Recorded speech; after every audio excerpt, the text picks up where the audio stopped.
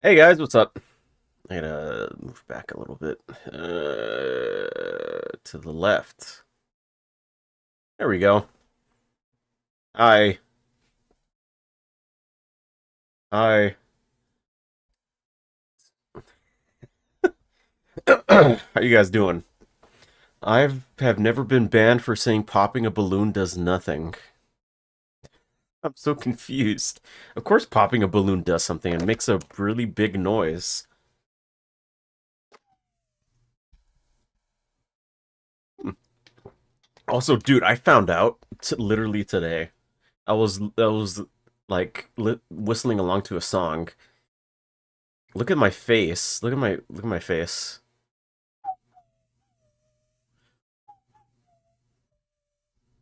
It has fucking face tracking. I didn't know that. That's so cool, right? I didn't know that. Oh man. I don't know. Prehistoric Emergence had more as well. Yeah, it had like. Let me look at it real quick. It had wrong tab.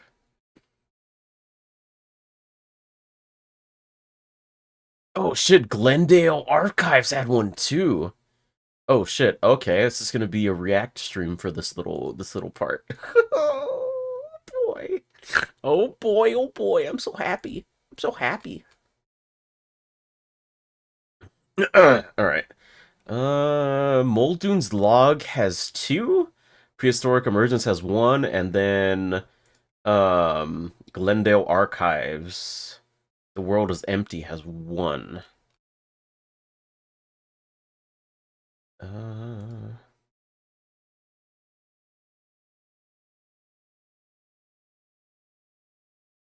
Actually, two. There's one that's 7 minutes and one that's like 30 minutes. Okay. All right. So what we're gonna start with today is gonna be watching the Muldoons log, and then go to Emergence, and then finish it off with Glendale Archives. Strike You High, Pog. It was in a game. It was just there, no threat, just a normal ass balloon. What game was that?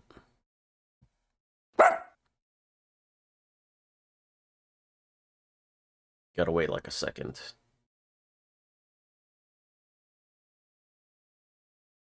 Just for this time.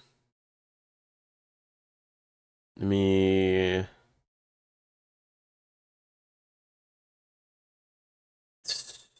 turn that off. And before we start, I would appreciate no channel redeems getting redeemed during the reaction parts, please, and thank you. Uh, Hope you guys are having a lovely night. Let's go ahead and get started. Oh man, ooh, that little stretch pulled something in my back a little bit. Ugh. Not a lot, but I'm feeling good. Let's go ahead and get started.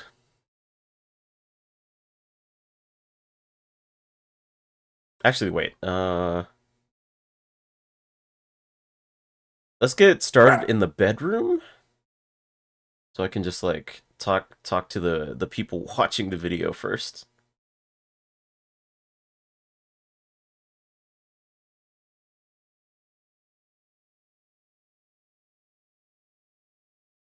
I gotta figure out which like direction I'm gonna be looking at. All right, let's do this.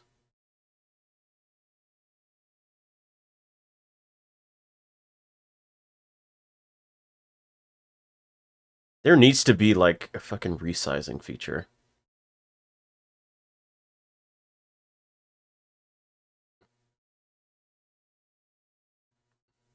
Mm, I want to be right there in the middle. There we go. I think that's good. All right, let's start.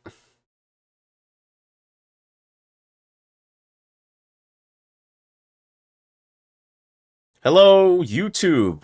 Today we're gonna be watching some videos. Not all in one. It's gonna be, spaced out and stuff. Just cut this part. Just cut this part strike. I'm not used to doing these. I'm not used to doing these. I'll just start over. Hello, YouTube. This has all been streamed live on my Twitch. Hope you enjoy. Today we're going to be watching Jurassic Park found footage Muldoons log. Follow up to that one video that I did before on the channel. So far, 2 videos have been released, and we're going to be watching those. So, without further ado, let's get into it.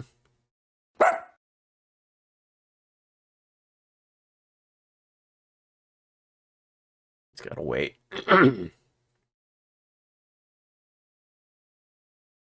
All right. Okay. Oh, wait, we gotta move back just a little bit. There we go. We're on number 8. Oh man, I'm so excited. I'm so excited. The Muldoons logs have been like so peak. Let's go. Let's get into it.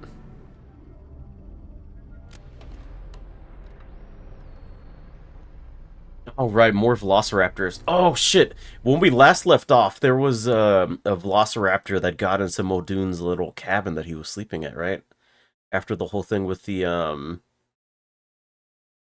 forgot the name of it, but he had to end up killing a Velociraptor and then fucking the big boss, not that big boss, uh, fucking Hammond got all angry at him because of it.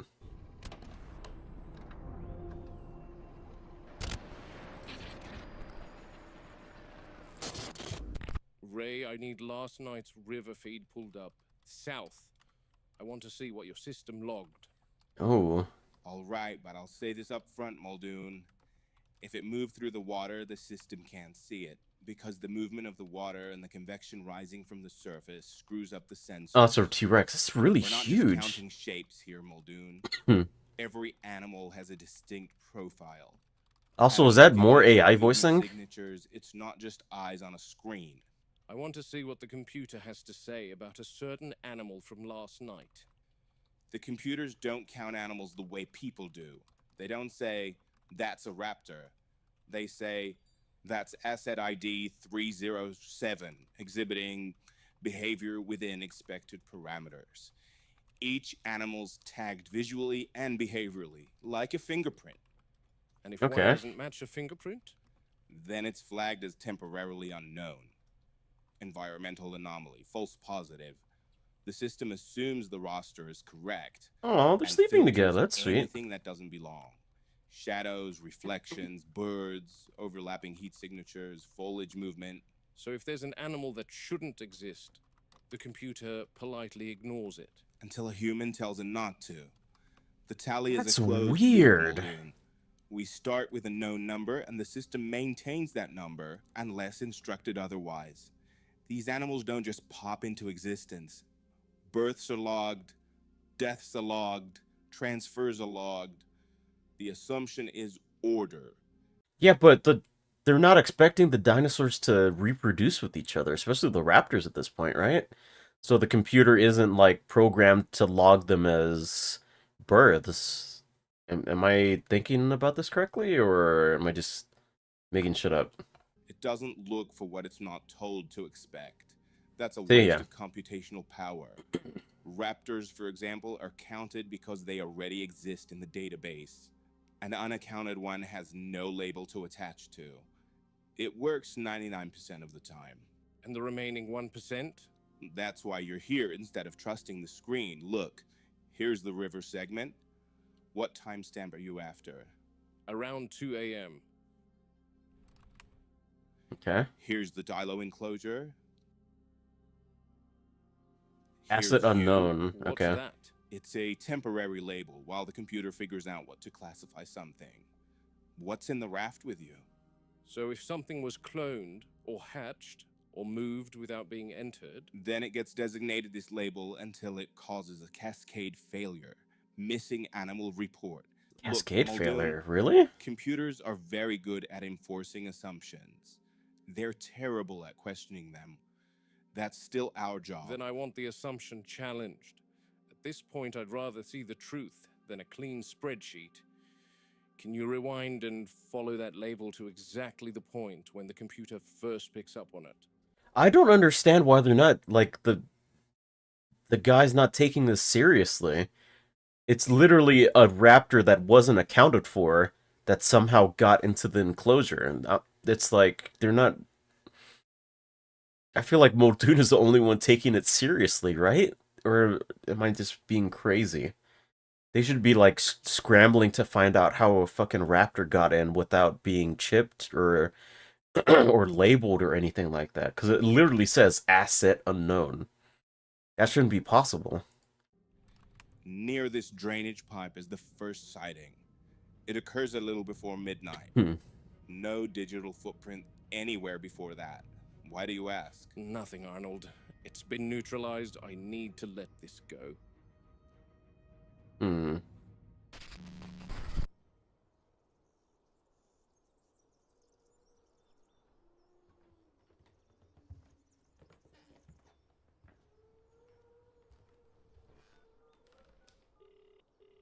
Good morning, Tony. Morning, Muldoon. It's not like you to be late for the boat at the East Dock. You didn't even close the lookout door on your way out. I didn't? I could swear I did. Doors wide open. Yeah, like an Guess extra I mustn't raptor. have then. Sorry, Muldoon. No harm done, Tony. It's all right. Just don't want a rat or something coming shit in here. Okay, so Muldoon wasn't in the actual cabin when that raptor came in last time. So this takes place exactly after. So Muldoon left, and then the raptor came into the cabin. That's why the door was open. Fair enough. Actually, I haven't seen a rat over there in ages. Come to think of it, neither have I. I'll leave you to it, Tony. Take care. Bye. Hmm.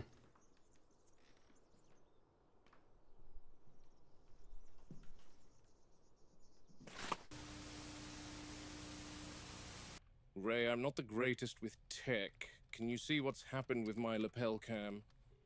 It's out of storage, Robert. You've been recording continuously for hours. No overwrite permission, no compression. Oh, I'll that's offload fine. all the footage.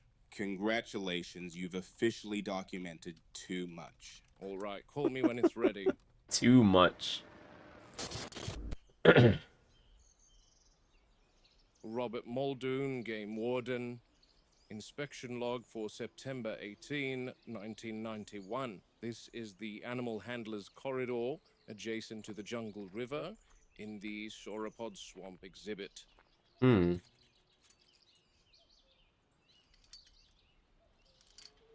This doesn't look like it holds any dinosaurs. It looks like it should.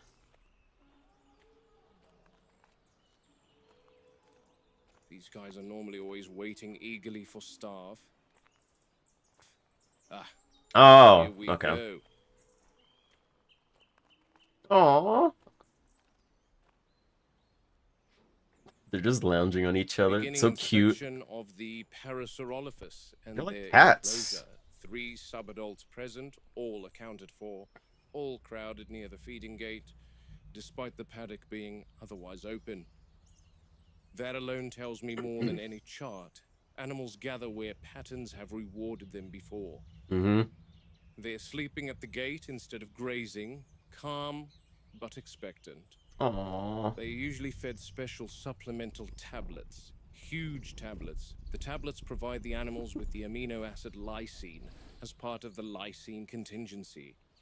So Our adorable. resident whiz kid Henry inserted a Whiz? gene into their genetic makeup that prevents It's all me. InGen's dinosaurs from manufacturing lysine.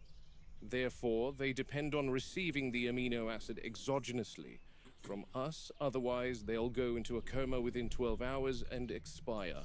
Oh, right. Since these animals are part of an ecology long vanished and Aww. have no predators in the contemporary world, this keeps a check on their growth. They have been genetically engineered to be unable to survive in the real world. They can only live here in Jurassic Park. Parasaurolophus has always been logged as compliant, low risk. I don't like that label. At this size, risk isn't about temperament. It's about mass and momentum. Yeah, if we saw anything to warrant that, We saw that in the Prehistoric Emergence sauropod episode where it fucking picked up the lady and like dropped it like 30 or like fucking 10 feet in the air, and the lady died. And the same thing with that other analog horror by the creator of this one last time, where they just drown the two guys. Just because they're quote unquote peaceful doesn't mean they won't attack and like self-defense and stuff like that. Each one of these animals could flatten a fence or a man without meaning to. Yeah. When herbivores kill, it's usually an accident, except your odd elephant, rhino, or hippo. That doesn't Well, make the I mean, I wouldn't say that for the hippo. Hippos are fucking assholes, man. I think they're like responsible for like one of like the most deaths in Africa or something, wherever they're located at. They are fucking crazy. come any better. They're resting flank to flank, smallest kept toward the center. That's herd behavior, not coincidence. Even in captivity, they maintain protective geometry. They eat It tells me crocodiles. they still Crazy. think in terms of threat vectors, even if nothing is immediately present. Their crests aren't active this morning, but they usually make low calls, sub-audible. You don't hear them so much as feel them through the ground. We record frequencies, but I'm not convinced we understand what's being said. These sounds travel farther than our fences. Through soil, through water, through rock. There's a strong possibility they're So communicating adorable. beyond the enclosure, and we simply lack the instruments to interpret it properly. I've seen them do this before Another storms, compy. particularly before maintenance vehicles arrive, once before a containment alarm that hadn't yet triggered. They react first, our systems come online second. From a Ooh. warden's perspective, that makes them early warning animals, living sensors. The troubling part is that they may be responding to things we don't yet recognize as threats. Dude, it's so cool that like a fucking dinosaur like this existed back then. Being able to like detect that just because it's like a biological organism that just evolved to have that ability. That's so fucking cool to me. I love that.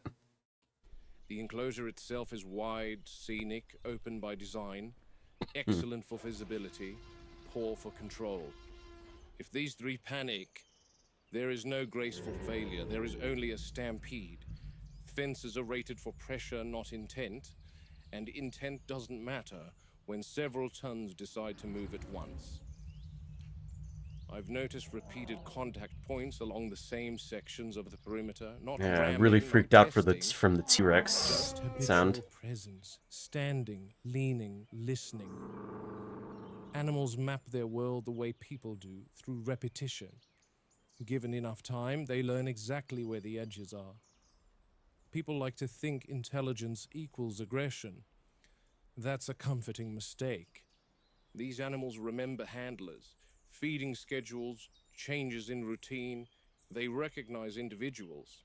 Like I've seen cats them track or someone dogs. with their eyes long after that person has left their field of view. That kind of awareness doesn't disappear just because we label them gentle giants. You gotta treat them with There's an respect. ethical problem here we don't like to discuss. These aren't decorations, they're thinking, sentient social animals being asked to live as background scenery. When something intelligent realizes it's being observed, but not understood, it changes how it behaves, quietly, patiently. Her vocalizations are increasing now, still low, resonant. She's not distressed, but not idle either. This is social communication, coordination. These calls don't stop at the fence line, which raises an uncomfortable question. What else is listening? And whether those listeners associate these sounds with safety, food, or opportunity. Dude, oh my god, I would love it if fucking Muldoon If Muldoon like narrated a fucking a dinosaur like walking with dinosaurs or like prehistoric planet or something like that, like a sort of like animated dinosaur documentary type movie, that'd be fucking awesome. Cause he speaks so fluently and like to the point where he's like explaining how these animals actually like talk and like think and behave and shit like that. It's like so interesting to hear. It's like I'm like listening to a fucking a video essay. I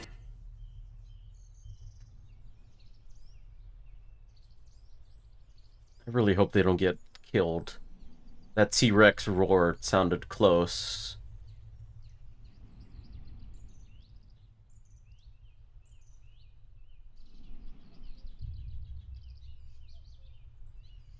Everything here appears normal, healthy animals, clean enclosure, no visible stress Oh shit, markers, wait. and that is animals, clean enclosure, no I visible just know stress. it's fucking it's another raptor. It's another raptor. Low, but the listen food. That fucking another fucking raptor. You thought I couldn't see you? This time I didn't eat, I didn't this time I didn't have to go to the comments and see it. Appears normal, healthy animals, clean enclosure, no visible stress markers, and that is precisely when I pay the closest attention. In my experience, Holy disasters shit, are did it just precisely when fucking I pay the teleport? closest attention. It just my teleported. It literally just teleported. It's there, And that is precisely when I pay and then when the camera closest pans out, attention. it's gone. It's so crazy. It's so crazy. In my experience, Holy disaster shit. doesn't announce itself. It waits until everyone is satisfied the system is working. No wonder the this one right here is on alert, because maybe it could sense the raptor that's in the enclosure with them. Logging this as a routine inspection, though I don't believe in routine anymore. Animals are calm, feeding platform remains the focal point of attention, herd cohesion is strong. It's probably the raptor's probably gonna go after the baby. High, no immediate action required. Beautiful animals. End of log. So beautiful. Yeah, it's very eerie Skinner. It just like Farming on this island appears. is not exactly complete. In the main park, moats and sewage runoff have very primitive drainage setups at the moment. I can't shake the feeling that the drainage system is linked to that raptor's appearance in some Look at form or the another. fucking look at the paw system prints and what I'm guessing is shit or mud. Look at it. is linked to that raptor's appearance in some form or another. But Hammond said to forget about that raptor, so that I've just administered the lysine pills inside the feeder. 2 of them are taking the tablets now, Storm and her sister. They don't chew, they lick them. They don't hesitate once the scent is right. Meat is the only language they understand. And that's the problem. Lysine isn't food to them, it's an intrusion. We dress the tablets in fat and goat's blood, and hope instinct does the rest. It usually does, provided we've made them hungry enough. And that's the part no one likes to hear. They don't get fed for 7 days prior. 7 days of nothing. No live prey, no goats, no cows, Oh, nothing. that's not good. We let the hunger sharpen them until the smell of the tablets overrides their suspicion. A hungry raptor is not a It's good effective, raptor. But I won't pretend it's humane. It's a compromise born out of stubborn biology and our refusal to redesign the animal from the inside out. You can't reason with a predator that only eats what fights back. I'm surprised they don't We've resort to tried cannibalism during that alternatives, time. injectables in prey animals, time-release capsules, aerolized supplements. They learn too quickly. The moment something feels wrong, they remember it. And all it takes is one bad experience and you've lost the method forever. Yeah, they're smart. These animals don't forgive patterns, they break them.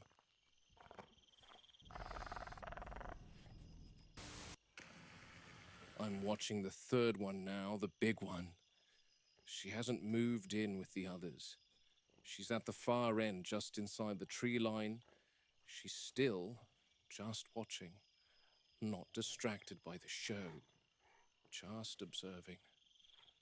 Sometimes she refuses the tablets outright, waits until the others are done, then sniffs about the perimeter. Hunger doesn't blind her the way it does the other pair. Could be dominance.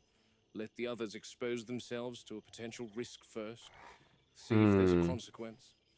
Could be stress from hearing that fourth raptor's call the other night. Oh Maybe yeah, it cycling the did. gates more often, running drills. They feel that. They feel everything. Or I forgot the raptor made a call the last episode before it got killed by Muldoon. Interesting. it could be something simpler. She's just not hungry enough. That worries me more than defiance. She's thinner than last mealtime, but not weak. There's a difference. She's conserving energy, not losing it. Watching angles, listening. She's learned that feeding time is when people are closest. When routines Ambush? are loud. When mistakes happen. If she doesn't take the tablet within 3 days, we'll have to isolate her. Separate administration. And that carries its own risks. But the lysine lasts Maybe- about 2 weeks in the raptors. Every animal metabolizes at different rates. Maybe But if the she's big waiting one for that to doesn't take happen. Some lysine supplement in the next 72 hours, she could slip into a coma. This is why I keep pushing for alternatives. Transdermal delivery, implanted slow-release delivery, anything that doesn't rely on starving an intelligent animal into compliance. You can only corner a predator like this for so long before it starts planning around you. Hunger sharpens memory, doesn't dull it. The other two are finished now, tablets swallowed. They're irritated, expecting more that isn't coming. The big one hasn't moved. Still watching, still thinking. If this were the wild, I'd say she's choosing the better moment. In here, it means she's ahead of us again. Hey, Parrot, what's up? Yes, indeed, a dinosaur.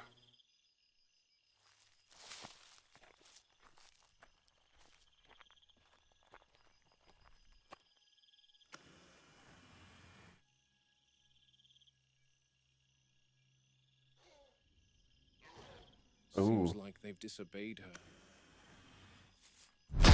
Oh!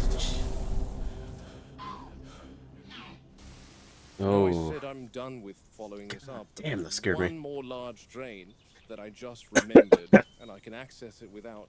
I'm gonna make a prediction that the raptors are somehow breeding in the sewers, or they're breeding in there, or they're just maneuvering through the sewers to get through to other enclosures. Entering any enclosure.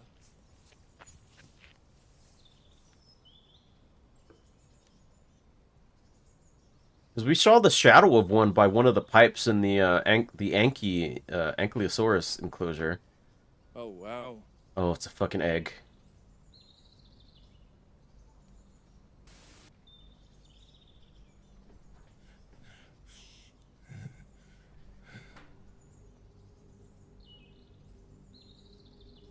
Oh, fucking course, there's an egg. Oh, wow. Oh, that's how they find out. There's no way, there's no possible way that they can explain that away, right? There's no way. That's so crazy. There's an egg in the fucking in the sewer, like I said there was gonna be. And that just tells me that they're either being born down there, or they're literally just using them to move through the other enclosures. I'm gonna predict that I had missed 30 minutes of this, so I have no information to predict. This is a really good episode. Is there anything else after? No, just the credits. This is a really good one. I really liked the what was it? These ones. These ones were adorable. I love these ones. I forgot the name of them, but just like the way their head ridges look like that, and the fact that Muldoon was talking about how they're like early warning detection systems, it's really fucking cool. Um, I'm gonna let this ad play out though, while and go use the restroom, and then we will go on to the next episode. The New Arrival, episode 9. All right, I'm gonna go use the restroom. I will be right back. Lyle, just skip past all this part until I come back. I will be right back, guys. 1 second. Feel free to talk amongst yourselves.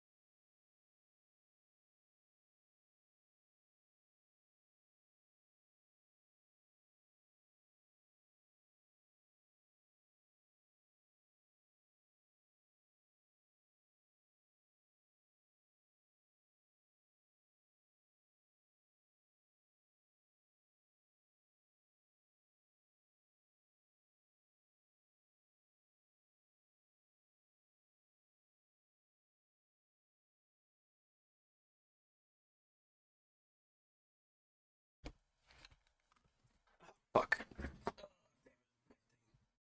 Plugged. Can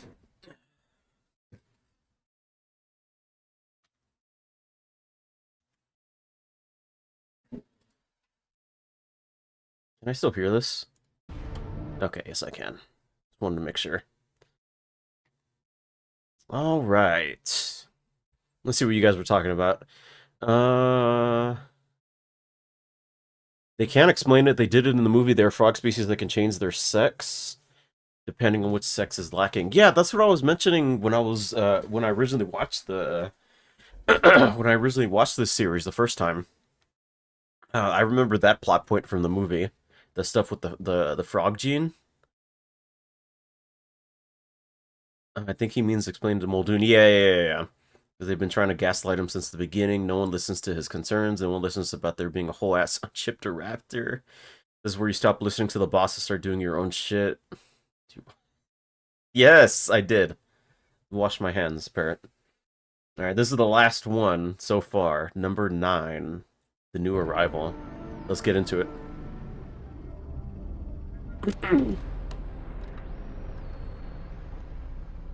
More Velociraptor stuff. Interesting. Makes sense though. The Velociraptors are the main focus. Them being coming out of the enclosure and Want your stuff. take, Jerry, before I start making unpleasant assumptions. All right. First thing, shape and thickness matter more than size alone.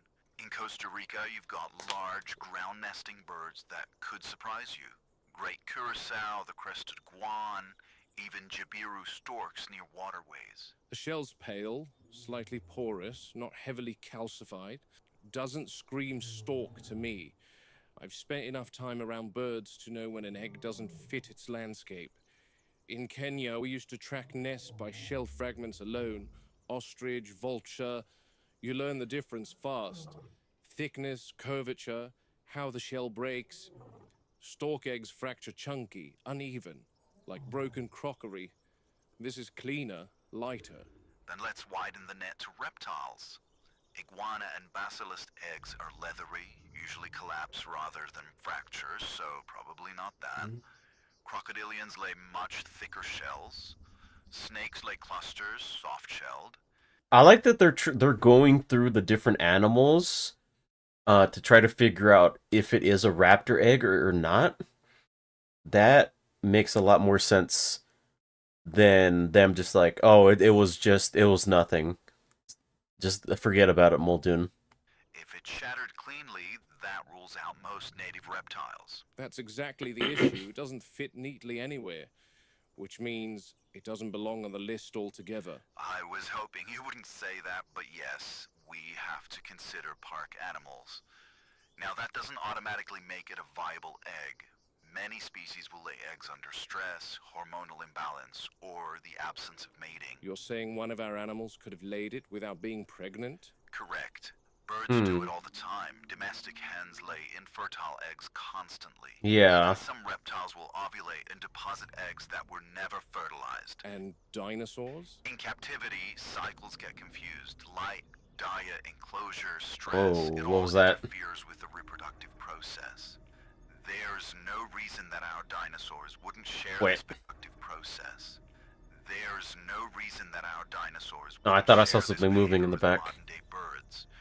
If a female is cycling and there's no successful mating, an infertile egg is absolutely possible. It would explain why there's no embryonic material. Well, the shell is dry. That still leaves the question of how it got into the drain. Drain systems are collection points. Water carries debris, Muldoon. You get what's causing me to be concerned, don't you, Jerry? Muldoon, Yeah. even if this is the work of one of our animals, it doesn't Tropical prove bird reproduction. egg. Remember, Muldoon. Does that look like the size of a tropical bird egg? Have you seen your own dinosaur eggs? Well, they were like genetically made to not be able to reproduce. So I think they'd have to guess at that point, right? I mean, we did have a little baby dinosaur in the last video.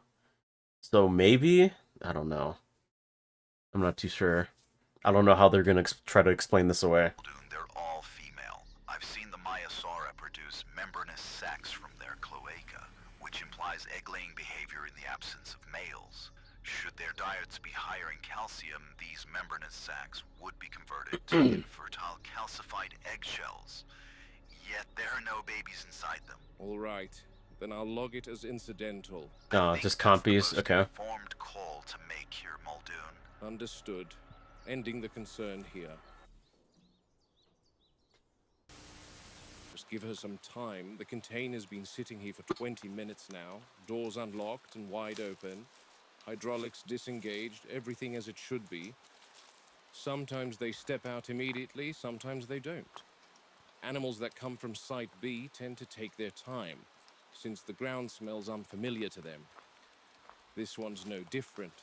Drizzle's settled in. Of course, it has to rain on the day of the transfer. Good weather for keeping things calm. Bad weather for moving anything that weighs several tons. What is it? This animal came over from Sauna, a subadult, old enough to be wary, young enough to still adapt if we don't rush it. The paddock's been cleared to give her space. The other three are held back for now. Acclimatization with herd animals isn't about introductions, it's about absence. Letting the land speak first, letting her learn where the ground dips, where the fences hum, where the wind carries sound. Weather complicates everything. Wet air carries scent farther, mud holds tracks longer. Every step she takes out there will leave a record for the others to read later. That can help, or it can set the tone wrong if she panics. This is always the longest part. He said Site B. Which one is Site B again? Is that the one in, was it Jurassic Park 2 or 3? I'm curious why the compies are always depicted as free roaming in the movies. You never hear about the compy enclosure. They just show up. Just because they're small doesn't mean they're not dangerous. Yeah, that's true, Parrot. The compies are really dangerous when there's like a horde of them, obviously. In the, what was it? That was it Jurassic Park 3? The Lost World? Where there's that scene on the beach, with the little girl, and she gets like swarmed by the compies and like bite her, like tear her face off or something. Um, and obviously there's like the one that I see a lot in like from the book in was it in the first Jurassic Park book where the compies eat like a baby or something? That's the one I hear a lot. I think Site B was in Jurassic Park 3. Okay, yeah, that makes sense. Eating, watching a metal box in the rain, listening to the animal breathe. Wish I could know what's in there. Start thinking about what happens if she bolts, or refuses to move, or decides the container is safer than the paddock.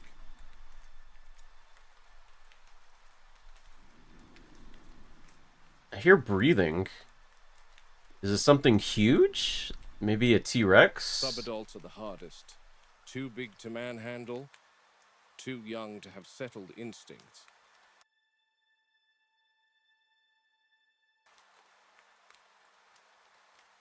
There's a T-Rex in the thumbnail for this one, so maybe?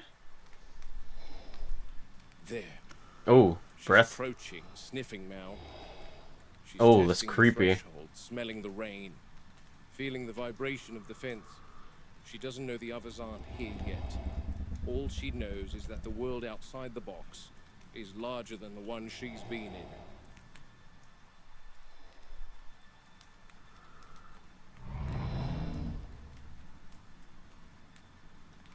He's just gonna start talking. Muldoon. Find out who she's Muldoon. trusted. Here she comes. It's a Stegosaurus! Beautiful animal. It's Stego!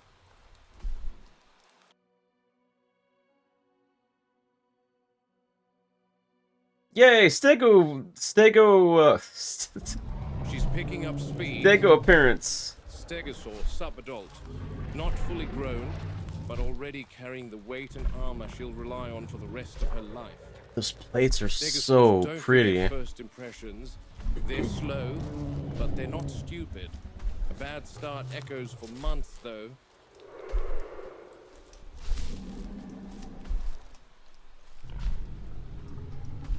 Look at that thagomizer. No rush, no panic. Bagamizer. Just careful, deliberate movement through the corridor. If she keeps this pace and attitude, acclimatization will hopefully go smoothly. There's a quiet dignity to her that never gets hate old. that No it's roar, glitching out no so much. display, no need to announce herself. She carries all that weight and armor like it's simply part of the weather. Like she's always belonged wherever she happens to be standing. So People pretty. underestimate animals like this because they're slow, because they don't bare teeth or chase you down. Yeah, I would not want to get hit by that tail. That tail looks crazy. Looked it up. Site B was both in Jurassic Park 2 and 3. Jurassic Park 2 is where they went to get the dinosaurs for the San Diego park. Right! Right! Jurassic Park 2 had the ending scene where the T-Rex gets out of the ship and goes on like a rampage in like the city, right? I remember that one. That's when that's the one where Jeff Goldblum has to go get his daughter or something. And then Jurassic Park 3 had the Spinosaurus in it. Yeah. I'm beginning to remember now. Her surroundings now, Thank you, taking Parrot. everything in, every new plant, every new log, every new tree, every new smell. She's mapping her vicinity. Animals do that instinctively long before they ever relax. They build a mental boundary first, learn where safety might be found, where escape routes exist, where the ground feels firm underfoot, and where it doesn't. Comfort comes later. Familiarity always comes first.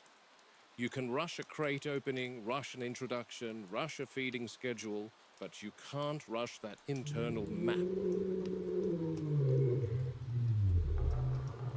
If an That's animal doesn't so understand its pretty. space, it never truly settles in.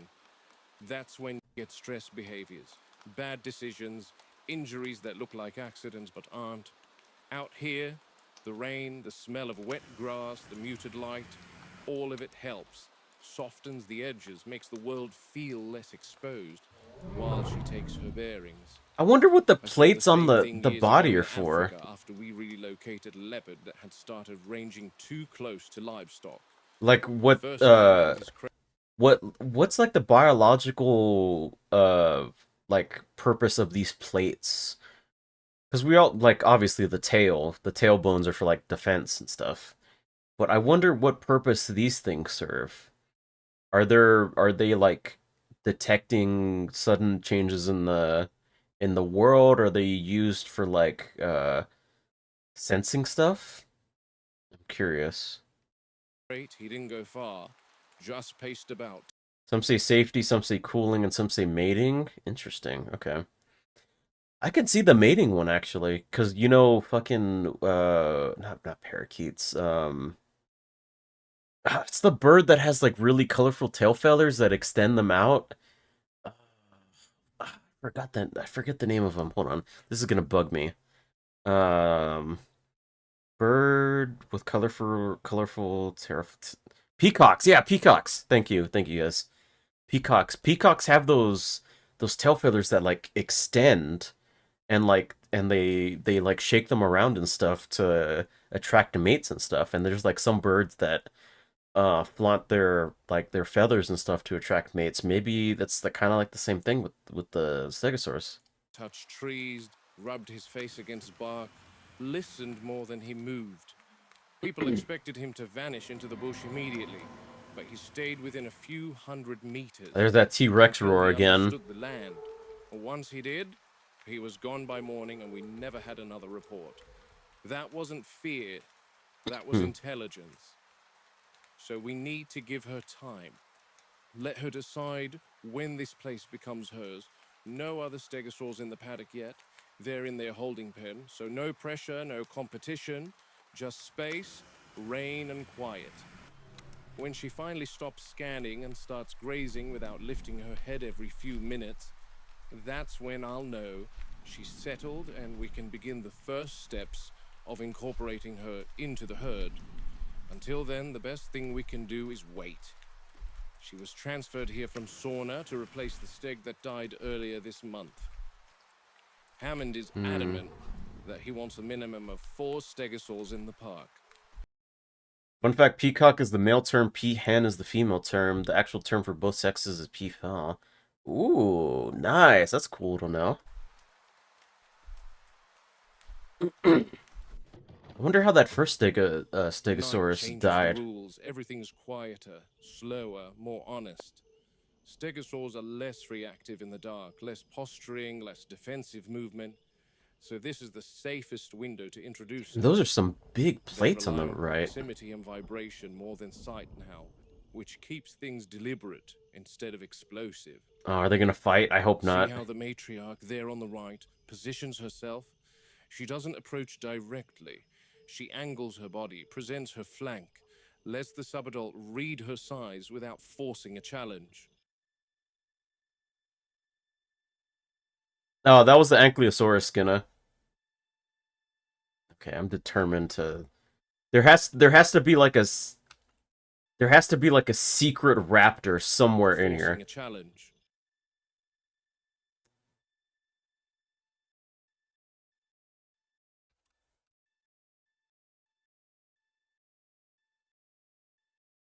Whatever. I'll see it in the comments, I think. That tail swing isn't a threat, it's a boundary. She's saying, this is my space, but you're allowed near it.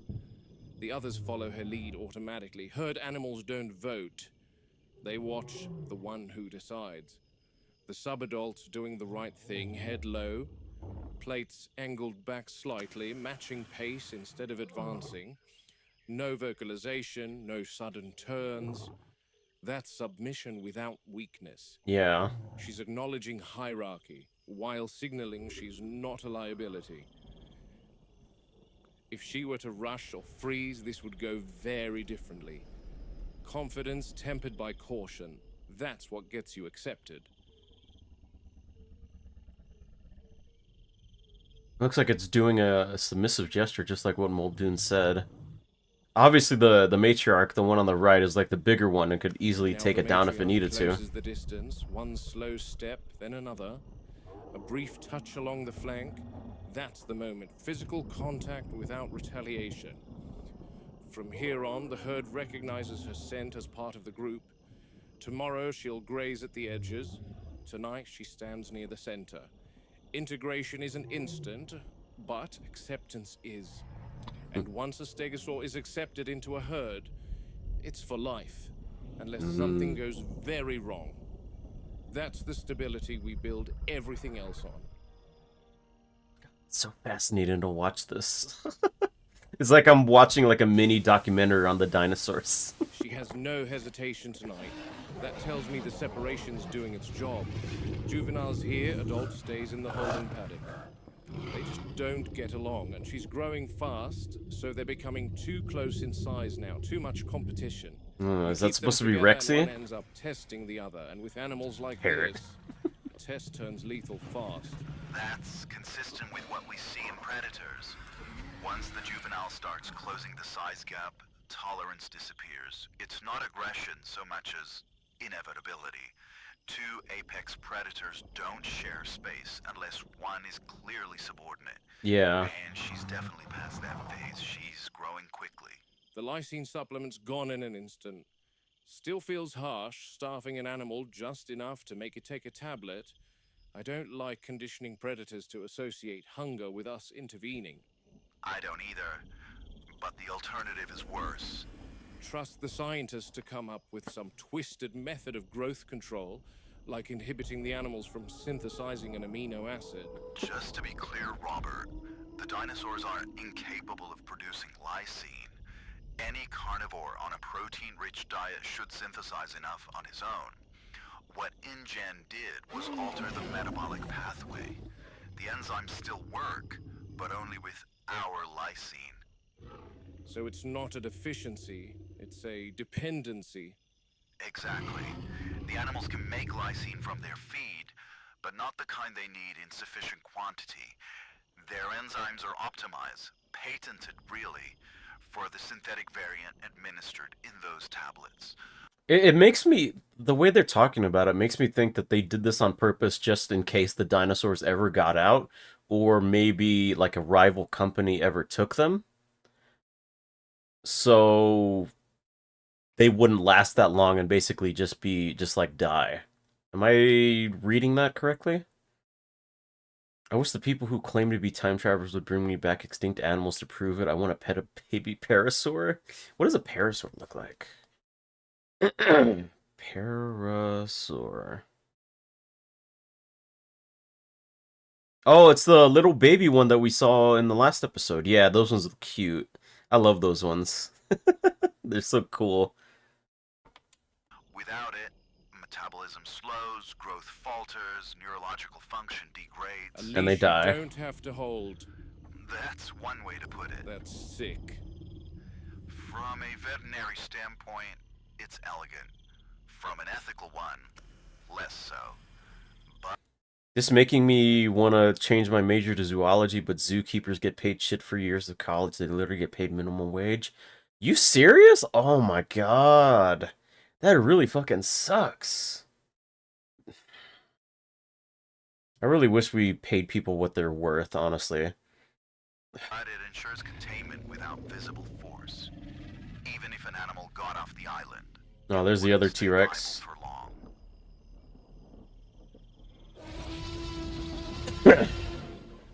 Oh, they're keeping them separated. Okay, that's smart. Watching her eat, you'd never know any of that. Looks healthy, alert, dangerous. Hard to reconcile that with the idea that she's only functioning because we allow it. Most systems work that way, Robert. The illusion of independence supported by something hidden underneath. Remember, you work at a glorified zoo after all. Oh Still God. doesn't sit right, especially knowing the adults out there smelling her through the fence. Two animals, same species, same instincts, one thriving, one frustrated, and both reliant on a chemical we designed. It makes me wonder if Muldoon survived to the point in the movie series with World what was it? Lost Kingdom or the whichever Jurassic Park movie where that cloned girl releases all the dinosaurs into the real world. Like, I wonder if Muldoon would have been for or against that, judging that he really hates keeping them like locked up like this and basically on leashes when they should be treated like actual animals, like in the real world. Fun fact, there are two T-Rexes in the book. There's a young juvenile Rex and there's an older mature Rex. And bonus fact, the older Rex is actually named Roxanne, not Rexy. Ooh, okay. So I'm guessing this one is Roxanne, and the other one that we just saw is the That's other not one. nature, Jerry. That's management. And management is the only reason any of this can exist, Robert. For now.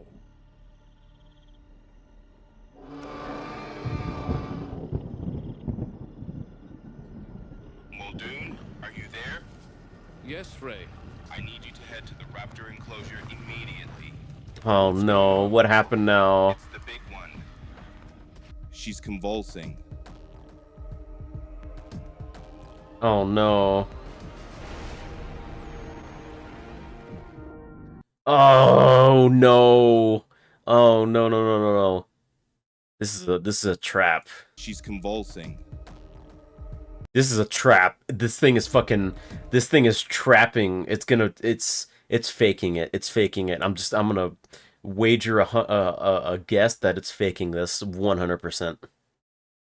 You're talking about Jurassic World Fallen Kingdom, the one where dinosaurs finally make it to mainland USA. Yeah. That's the one.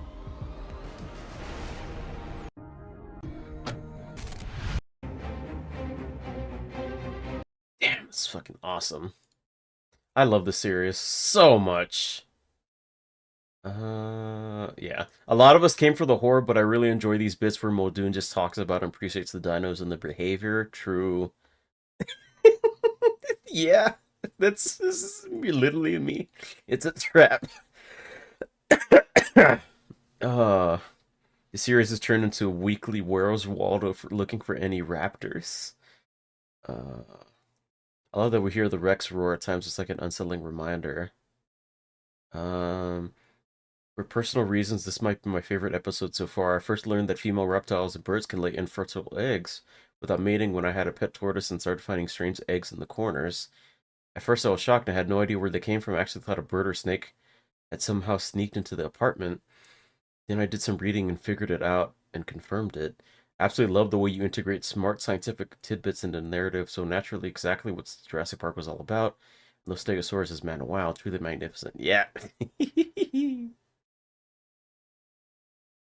Well, that's the young Rex. He is looking at something behind Muldoon. When he walks up, she's doing a display and then suddenly locks in and becomes totally focused on something. But it's not the potential prey item that's in front of her, it's something past that.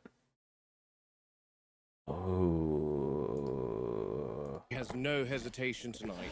That tells me the separation's doing its job. Let's see. Juveniles here, adult stays in the holding paddock. They just don't get along, and she's growing fast, so they're becoming too close in size now. Too much. Yeah, she's not even looking at him. Keep them together, and one ends up testing the other. And with animals like this, a test turns lethal. She's looking like right past him too. Fast. That's consistent with what we see.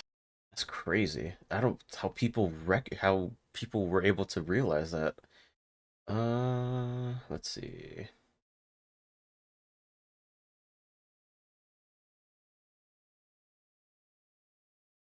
That shadow passing by, Activity, suspicious. cycles get confused. Oh yeah, the egg scene. Yeah, that's true. Please, Lord, allow us to play God. I want to see extinct animals walk once again. Me too.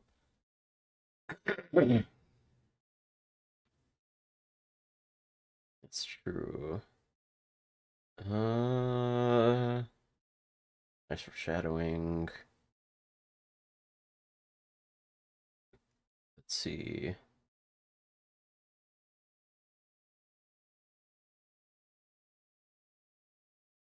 Damn.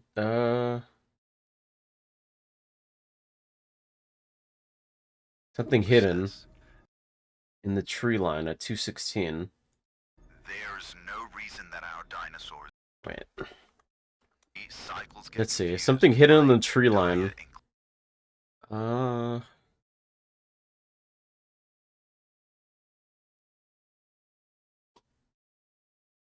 I can't see anything. enclosure, Yeah, I can't really see anything. Hmm. Well, I was honestly looking to see if any other the commenters managed to see the hidden raptor this episode. So far I caught the hidden raptor in the last video, and maybe there's one here, but I can't see it. Honestly, I cannot see it if there is a hidden raptor somewhere. So far, these last two episodes, mwah, chef's kiss. I love this series so much. This is making me want to go and watch the Jurassic Park movies again. Honestly, it's so fucking great. For all, let's see. Let me go ahead and. Oh wait, yeah. I guess I can't go in the middle because it's not there. Sorry. Actually, wait. For all you watching the video, I appreciate you guys sticking around and watching. Um, Obviously, is this was a really great 2 episodes. I can't wait for the next one. I cannot wait for the next episode. It's gonna be so fucking fire. Hopefully, we can see them actually acknowledging the raptor stuff. Um, but I don't plan on that happening anytime soon. It looks like Muldoon is like the only one that's the smart one is actually trying to warn them about how to actually like treat the animals and actually see the evidence that's here, which really fucking sucks. But hey, it wouldn't the stuff in the book and the film wouldn't have happened without any of this, so I guess it has to happen that way. Thank you all for watching. Hopefully I can catch you guys in the next video. If you guys wanted to see my initial reaction to the series, should be in the comments, not the comment section, the description below. Until then, have a good one. See ya. All right, that's for the first one. You have legs. I'm so used to seeing your top half. Yeah, I have legs.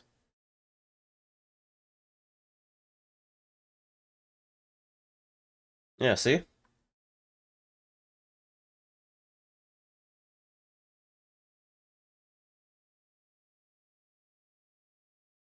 Yeah, before I only had the PNG, and then I upgraded.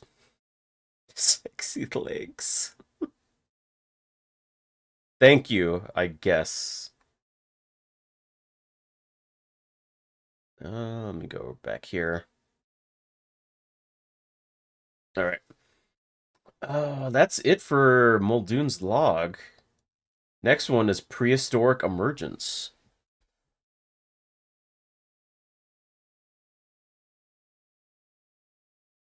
Okay.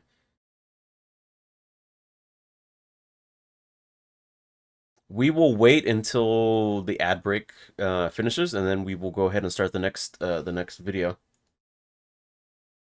What did you guys think of that series, by the way? Before you guys head off into the ad. I really enjoyed it. That was really, really fun. Super, super fun. I loved why would you bring that into your home? Yeah, that is true. Why would you bring that into your home? I guess we're gonna see right now. You love a parrot? That's great. That's good to hear. I'm really loving the series too.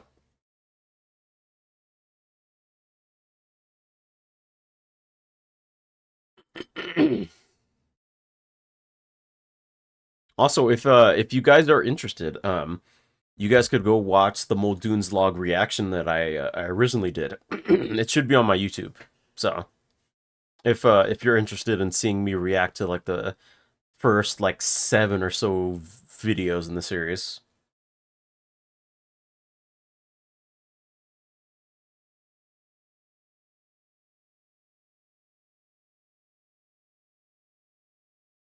Actually, I already saw the latest PE episode. I love how they're introducing more than just dinosaurs and flying reptiles. Ooh, that's giving me high hopes for this one. Oh, man.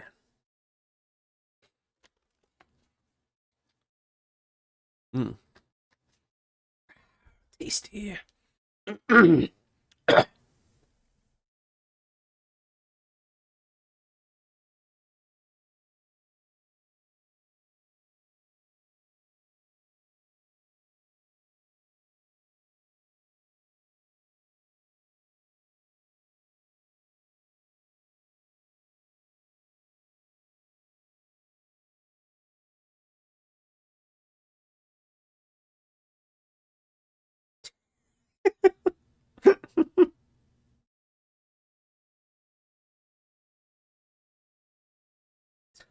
Oh my god, fucking Ed McMullen or McMillan said, what are your top 3 eugenic characters you want to see made into plush figures?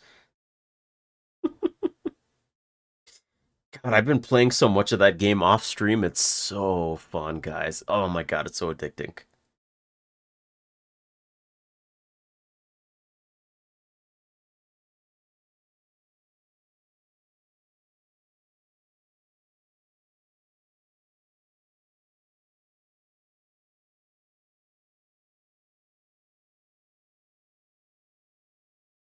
Ad break ends.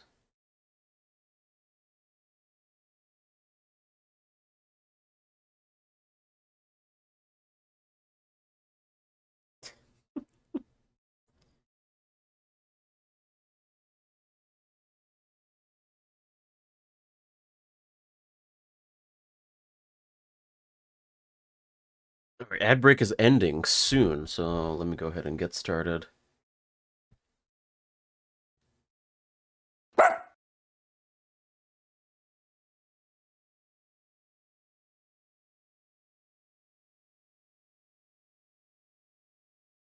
Maybe, hold on.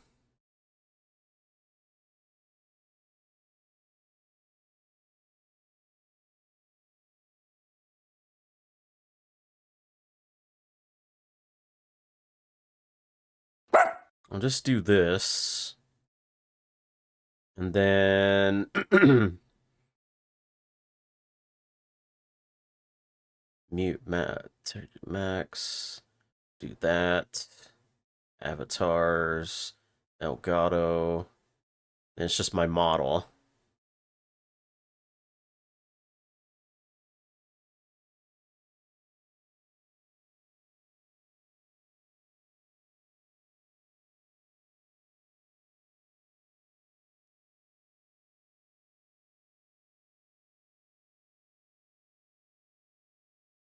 I got hair growth treatment ads for men. I feel called out.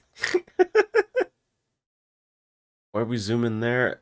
We're not zooming anywhere. I'm just doing a thing for the video. Get your mind out of the gutter, parrot. Jeez. Hello, YouTube. Today, we're going to be watching the latest episode of Prehistoric Emergence entitled My Prehistoric Roommate. I really did enjoy the Prehistoric Emergence series when I originally watched it for the first time, so I'm very looking forward to this episode. If you guys want to see my first reactions to the series, go ahead and look in the video description below. And without further ado, let's get into it. Skip this part, Lyle.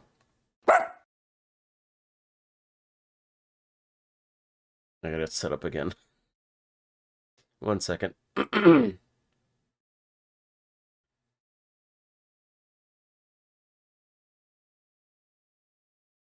All right, let's go ahead and start. My prehistoric roommate. Oh no. Is this gonna be like a fucking what is it, Fresh Prince of like Bel Air show with like the guy has a prehistoric animal? Previously on Prehistoric Emergence. Oh, this part. GPAC has asked us to announce that they are actively mobilizing global military forces to effectively manage the prehistoric emergence. Stay alert.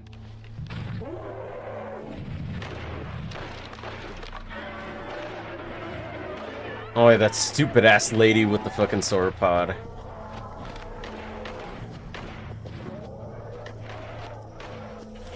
Dude, this guy was so fucking badass. He managed to kill a fucking raptor with just a knife. France is experiencing a massive surge in pest populations, devastating the country's crops. GPAC has deployed a specialized force armed with an experimental pesticide designed to eliminate insects the size of Meganora and smaller. Public concern is mounting over GPAC's use of an experimental, possibly untested pesticide in populated areas. Adding to the unease, GPAC has not disclosed the pesticide's ingredients or potential side effects, leaving many questioning this approach. Okay, yeah, I made it a little bit smaller for you guys. Hopefully you guys can still see it. Refers to an event in which numerous animals once believed to be extinct for millions of years have suddenly Hey reappeared. everyone, welcome back. I'm prepping Arthur's fourth meal out of 6 today. It's kale again. I know, not exciting at all, but finding food that isn't contaminated with the pesticide is getting tricky. The good news is he's getting his favorite dinner. He's going to be pretty excited. Oh no. Is it gonna end with the fucking So, the thing killing him? updates on my end. I quit my job about 2 weeks ago now. 8 weeks. Not ideal, but taking care of a flying prehistoric creature has been a full-time job. Doesn't exactly pay the bills in the same way, but we'll figure it out. Arthur. Okay, that's its Arthur's name. worth it. Hmm. Anyways, I need to talk to you all about something serious. I don't usually bring things up like this, but tomorrow is really important for France. The Exile manifestation is happening. We are marching to demand that GPAC leave our country. They mandated this experimental pesticide to solve France's prehistoric crisis. I'll admit it's working. The pesticide is decimating the Meganera population, but it does not discriminate. No! Don't show that! Wait, are those actual dead pets? Or are they just like pets that are just asleep? Oh, I don't know how I feel about that. Even if Oh, looks like pumpkin. you do not have sympathy for these poor creatures, you must know that we are not immune to its effects. I could go on, but at this point, the pesticide is wounding France far worse than any Meganera ever could. Meganora. The news keeps pushing this apocalypse narrative. That's not smart. Why would you do that? Them. Men versus priests. Why would you do that? That thing would fucking eat you in a millisecond, dude. Why are you holding a rose to it? It's... Oh my god, these people are fucking stupid. Why? Story. Don't get me wrong, the emergence is serious. People have died. Dude, it's like me holding a rose up to a fucking tiger when it's like crouched down ready to fucking pounce on me. What? What is wrong with them? But it doesn't mean extinction. It means adaptation. The reason I started this vlog is to show that man and prehistory can coexist. Nice Spider-Man hoodie. That's cool. Anyhow, enough of my rant. Arthur's not getting any less hungry. A natural selection. For science, we must know what it's like to do a how to train your dragon with a dinosaur. No, dude, there was a there was a dino show that I used to watch growing up that was like that. It's like there was like these kids that went to like an alternate dimension where dinosaurs evolved and they were like human level intelligence, but there were still like actual dinosaurs that they rode on and like used for transportation and stuff. Was it? I think it was called like Dinotopia or something. Oh, now I gotta look it up. Yeah, Dinotopia. Dinotopia. I think I saw like one or two episodes growing up. Oh, it's on Prime Video. It's so cool. Let's get back to it.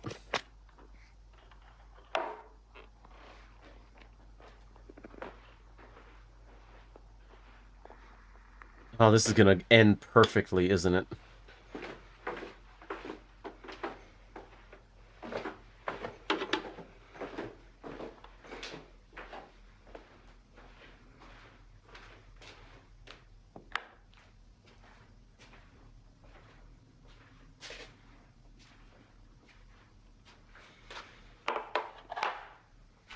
He's been a little shy today.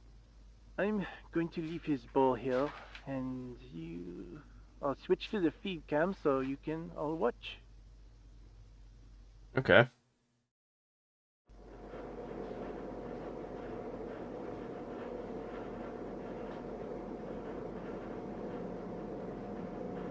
There's a foxy jump scare that's like just comes out of nowhere in the middle. That'd be so funny.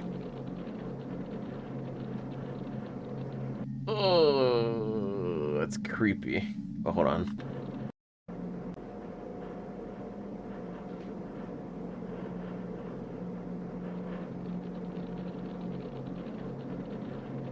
Oh god, that's like a giant ass fucking cockroach.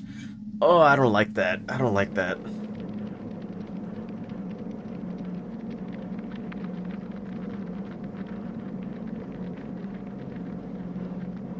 Oh, it's one of these. Okay.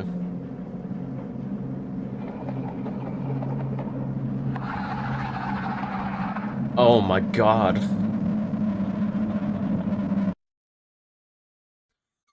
Oh no. Oh no. Oh no.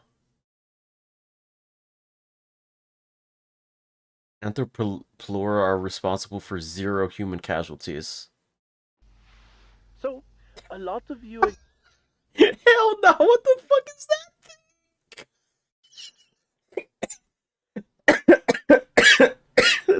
That's what I was saying, dude. That thing looks fucking creepy. been asking what exactly is Arthur is.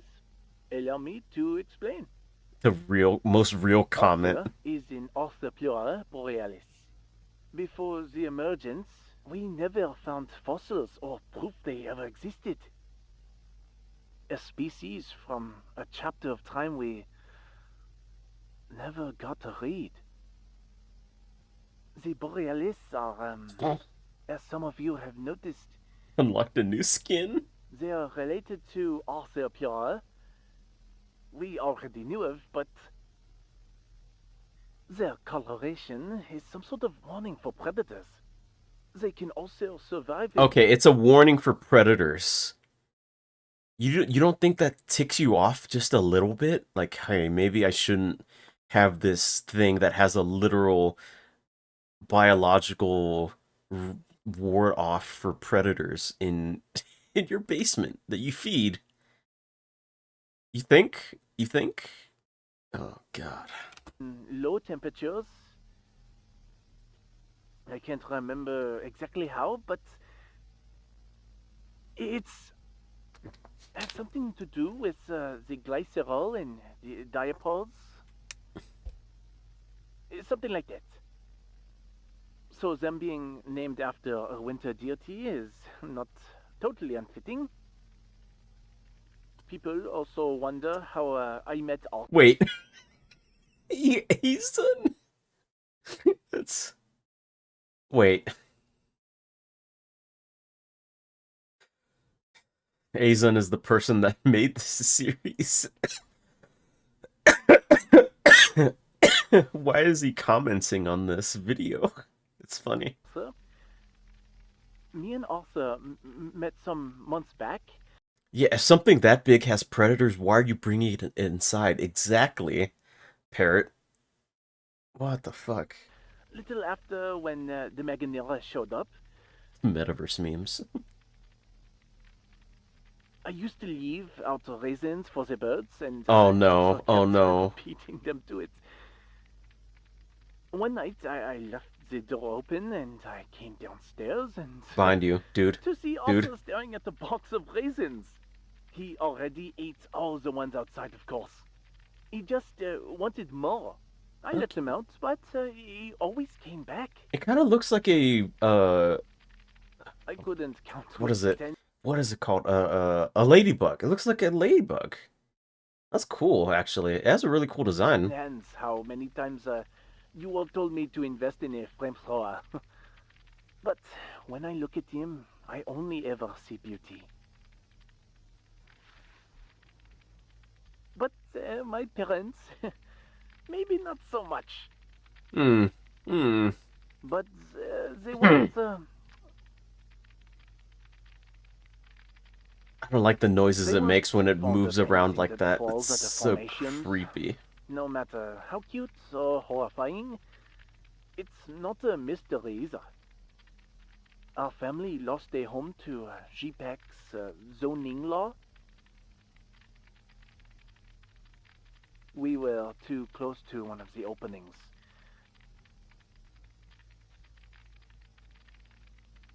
Anyhow, fingers crossed my apartment doesn't come next. Oh, I was so worried. I was so worried. Alright, pretty much ready for the exile manifestation. Made a couple of signs. Here I'm telling GPAC what I want them to do. It says Mon Pays. Here I don't know what that I'm means. telling GPAC what they are. Okay, I'm curious now. I'm curious. I gotta Google this.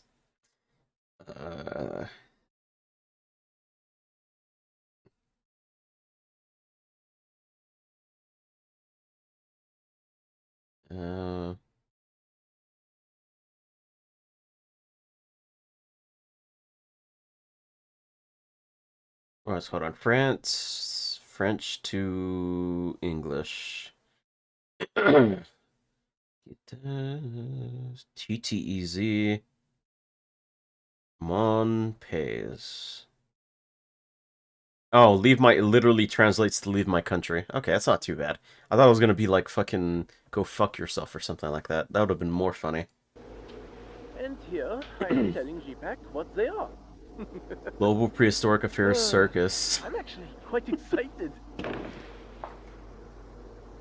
Arthur, none! Arthur has been very antsy to go outside lately. Wow, this is a really nice apartment. An Arthur player is not as easy as it looks. Anyways, time to go. Wish me luck.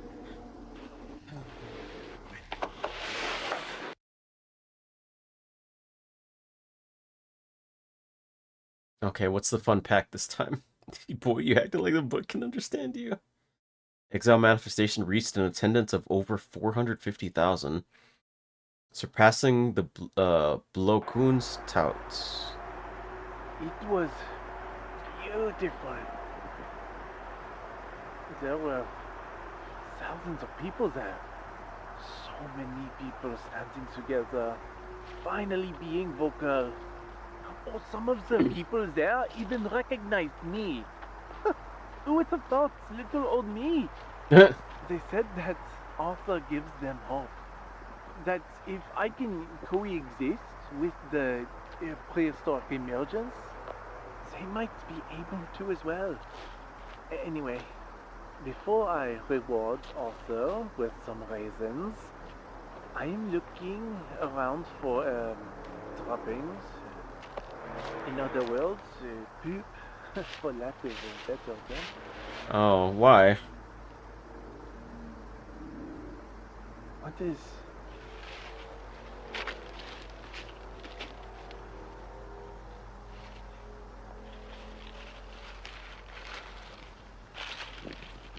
Oh, are those eggs? Mon Dieu.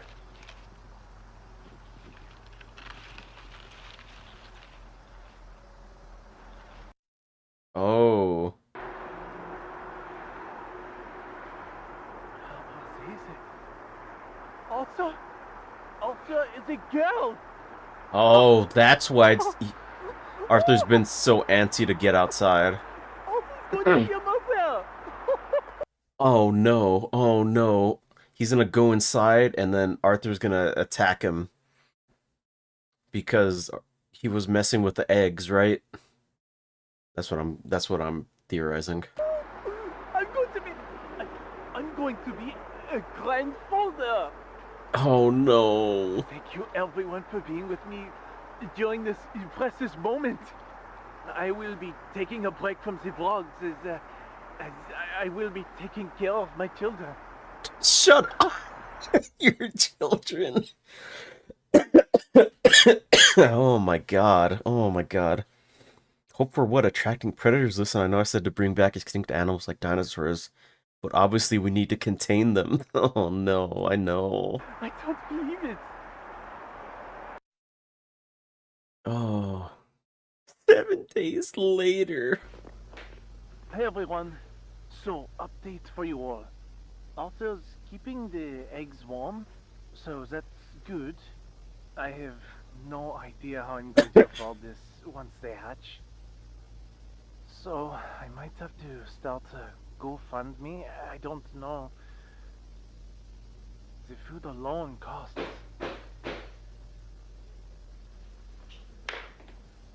Oh, someone was knocking. Who's there?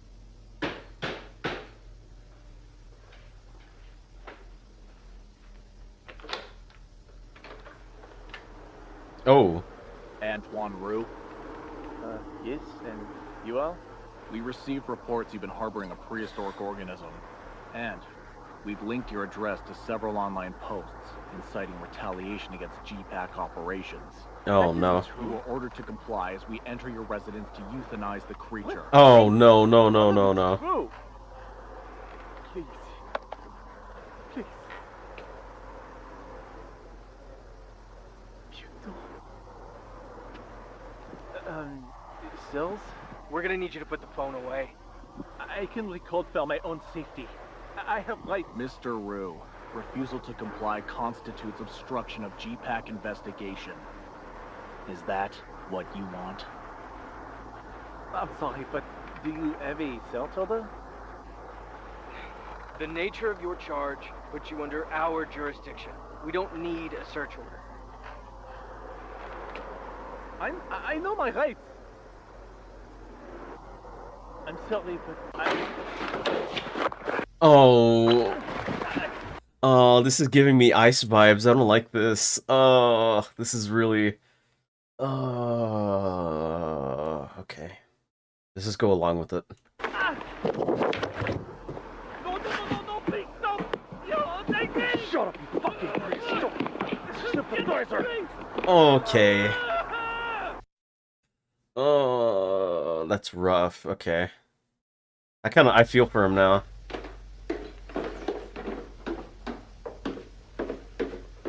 I feel for him, Antoine. You find it? Searched everything but the basement. Thought you'd want to join in on the fun. Let's get this over with.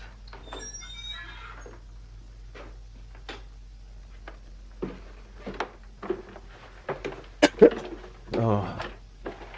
Maybe after this whole pesticide thing, they'll station us back in the States. Theropods and as dark a day are much more dangerous, Grunt. Hey, well, who knows? Maybe I'll be the next penance. Penance is a myth. You can't take down Dromaeosaur with a knife. Oh, Watch. yeah. If you say so.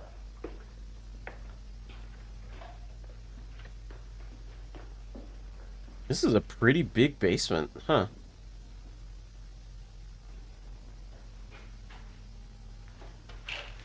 What the hell?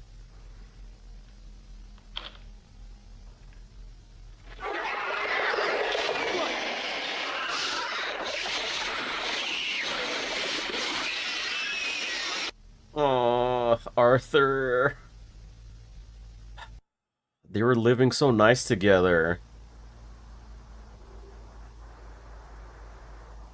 Good evening. I'm Charlotte LaChance, and we are the Azun News Channel. It is our responsibility to keep you informed on all developments regarding the prehistoric emergence.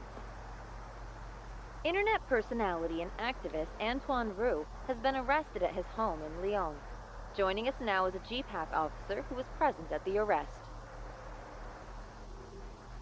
Thank you for speaking with us. What led to Mr. Roux's arrest?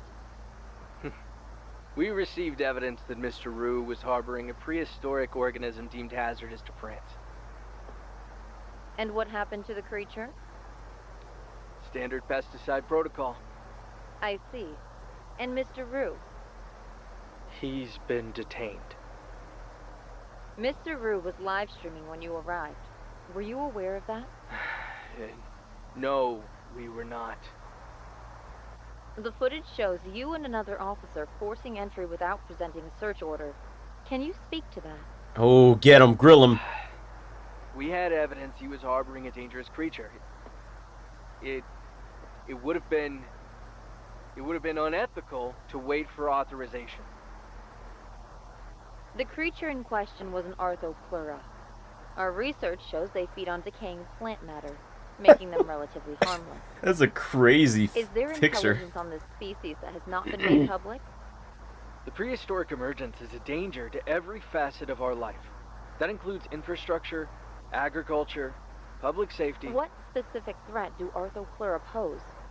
They're unnatural to France's ecosystem. They come out of holes in the ground. What is the specific threat? Oh, he's faltering. We're trying to prevent another Billings massacre. What threat did Arthur pose? We're giving them names now. Antoine Roux is breeding these things, promoting the very dangers of the prehistoric emergence, inciting violence against GPAC operations. This is an attack on public safety. Nothing in his content suggests He had a platform, and he used it to actively sabotage our livelihoods. Oh my god, this is just like a critique on ICE. This is just a critique on ICE. I'm just realizing it right now. Arthur was an illegal immigrant. Antoine was harboring him because the immigrant wasn't doing anything wrong. And then GPAC and the situation are basically ICE. It's all coming together, especially at the door. They didn't have a search warrant. They just barged in, and then they took Arthur out. And then they detained Antoine. It's crazy. Yeah. It's true. Now I feel bad for my comments. I mean, yeah, they're not wrong. A bug that big has a threat of ruining farm crops. But like there was no threat from Arthur at all. Arthur was just in the basement just like protecting its eggs, and then was being fed by Antoine. It's like there was no chance of Arthur even getting out of the house. Yeah, she was just chilling. There's nothing to warrant that. Antoine Roux is a traitor to humanity. Where is Mr. Roux being held? At a detention center. There it is, the detention Where center. exactly? That's classified. His supporters are concerned for his safety. Will Antoine Roux receive a fair trial? Mr. Roux will be given the treatment all prehistoric sympathizers do. Let Antoine Roux's arrest serve as a reminder. In times of global crisis, unity is not optional. Every citizen has a duty to humanity's survival. The prehistoric emergence, it is an invasion. We are fighting those that crawled out of the depths of hell, and anyone who shelters them. Humanity first. Always. Oh no. Oh no. This made me just like completely fucking flip-flop on G-Pack. Oh, they got badges. Nice. Is there anything else? Thank you, Megalodons, and oh, those are. I'm guessing that's Patreons or YouTube's members.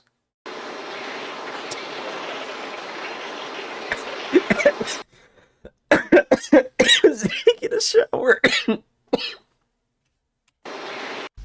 It's fucking taking a shower.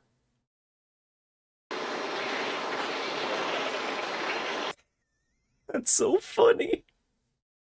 That's so funny. Okay, let's read the comments. Let's see what people thought about this one. Honestly insane how the series went from a slideshow of different images or AI generated images into a full-on show with real actors and real animation. Yeah, that's true.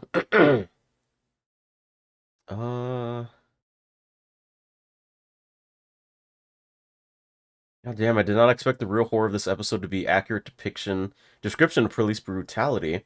I'm really glad that you add this as a small detail in the grand scheme of the series that adds so much the overall world this takes place in. Arthur might be chill, but it'd still make me jump if I saw him in real life.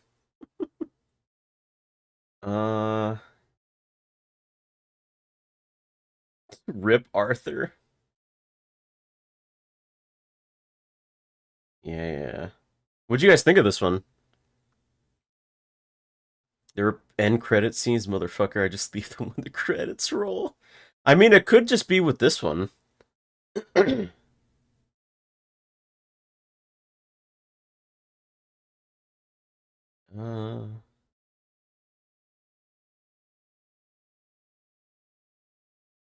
I'm really surprised that no one else got the ice connection except me. So far.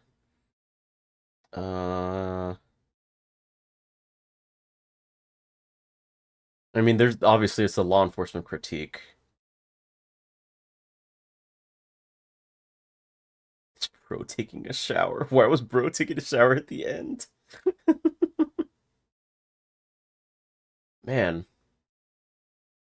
Prehistoric sadness. Rest in peace, Arthur. That was a really great episode. That was a really great episode. Azun Studios does it again. Really great.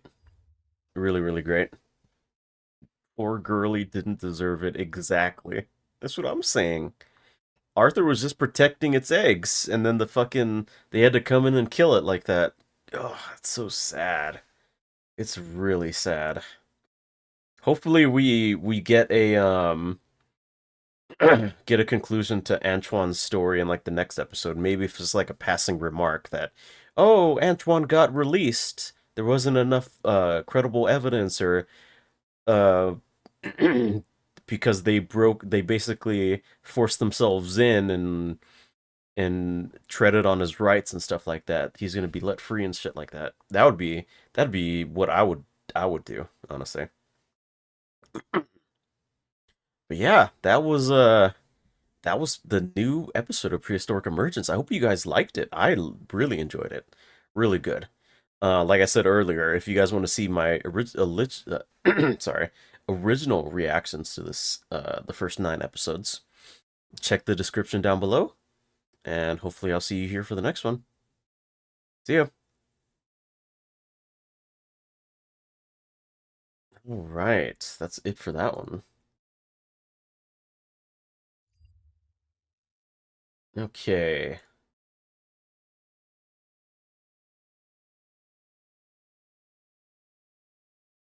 All right, let's go ahead and go back to the other one.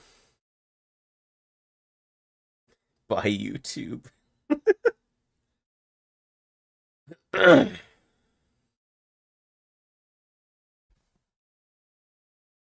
Do that. Actually, I just might delete this one. Maybe I can just put like a background or something next time. All right. Oh, I'm not recording yet. I'm just stretching. Oh, man. Some more water. That's always good. All right. Let's go ahead and start the recording this time. Hello, YouTube. Back at it again with another reaction. This time we're going to be watching the latest episodes of the Glennon Archives, otherwise known as Alone on Earth? Or, sorry, The World is Empty. Sorry, I had to look at it real quick. I don't think it actually even has a real title. It's just going by World is Empty. So I'm just going to be referring to it as World is Empty. If you missed the last 2 episodes, they're going to be down below in the description. I really enjoyed the series last time I watched it. The guy really related to me in multiple different ways. But this time we're going to be watching the latest episodes. So let's go ahead and get into it. Skip this, obviously. And this. I really wish I had like preset poses that I can just set myself for in.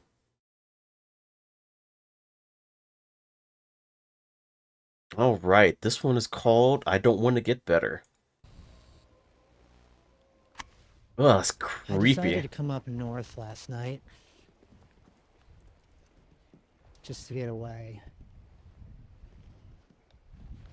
I actually found this place a while back, traveling from the city to Big House. Wait, did I miss something? Traveling from the city to Big House. I actually found this place a while back, traveling from the city to Big House. Big House, okay. Wait, first off, I need to see if there's any subtitles for this just to be safe. No, there isn't. Just auto-generated. That's fine. My recovery today. My recovery from bad habits, trauma, the grief.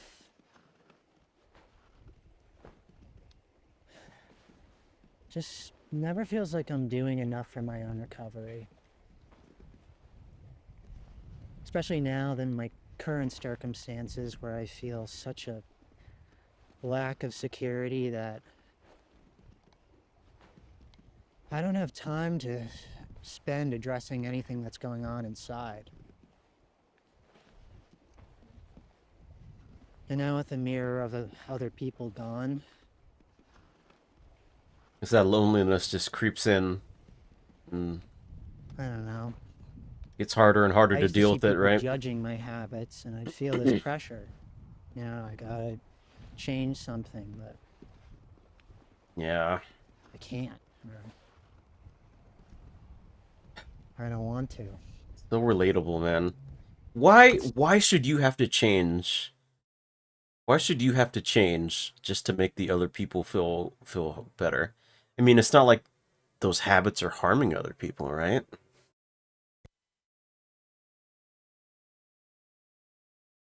Plane going by, sorry. Like, why do you have to change to make the other people feel better? Shouldn't they like you for who you are, right? True, I don't want to. I wondered if anybody else felt that way ever. Like, I feel you're that, addicted man. to something. I know it's hurting me and likely other people, but truthfully, It just makes you feel safe. I just don't want to stop. To say that I don't want to stop, it's terrifying, you know? To say that to another person is terrifying because it doesn't feel acceptable to say. You know, the truth is, I'm in pain, it's not getting better, and I don't want to work on it.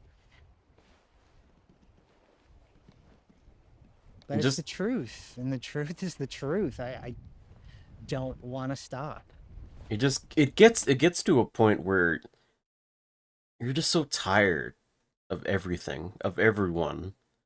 You just don't have the energy to fight anymore, and you just rather just like just die, right? Just just give up.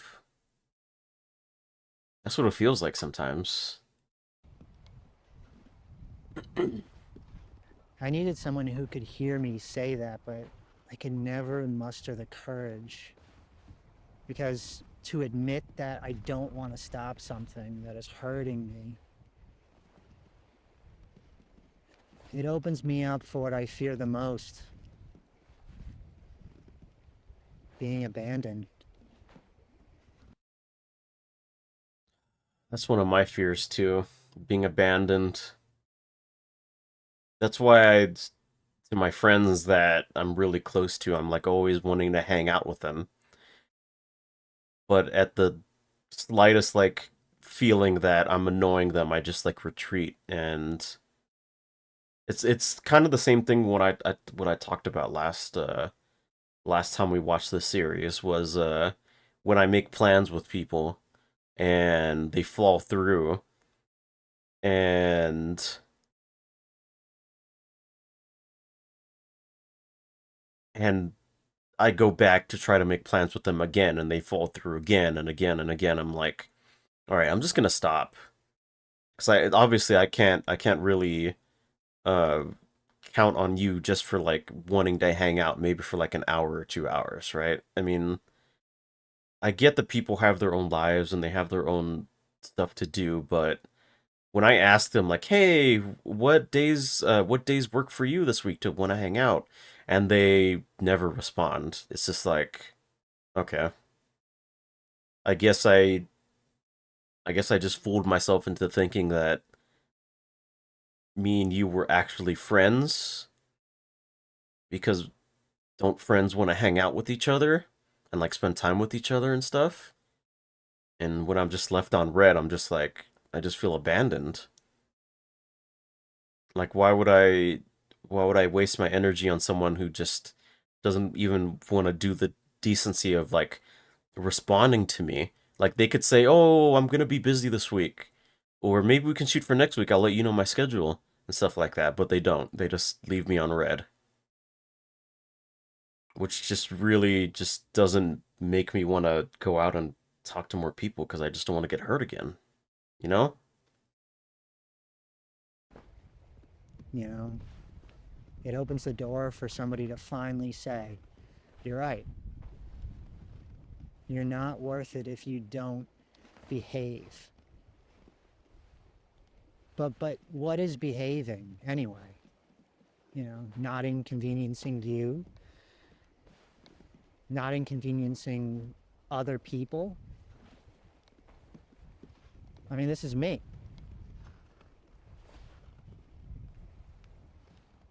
Now, I mean, you can argue that in the face of addiction that it's not you technically, but the fear that drives me to it is part of me, whether that fear is real or made up.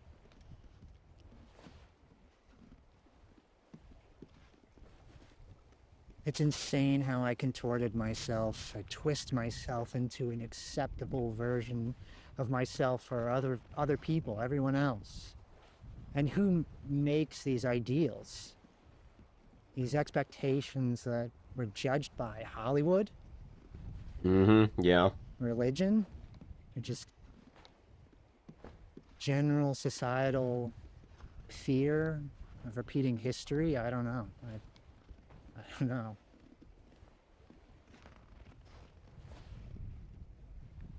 Of course, there are bad things out there. Objectively, I can't imagine anyone agreeing with intentionally or overpowering someone or treating someone less than human. Yeah. I don't. You just want that little bit of human connection. Like I said before, I just want to hang out with my friends and feel some kind of connection with someone. It's like, is that really so much to ask for? Just to have some company, watch some like shows together and just like shoot the shit and just have like relax? Is that like such a big deal nowadays? Is that like am I literally asking them to give me like one of their fucking kidneys or something? No. Is that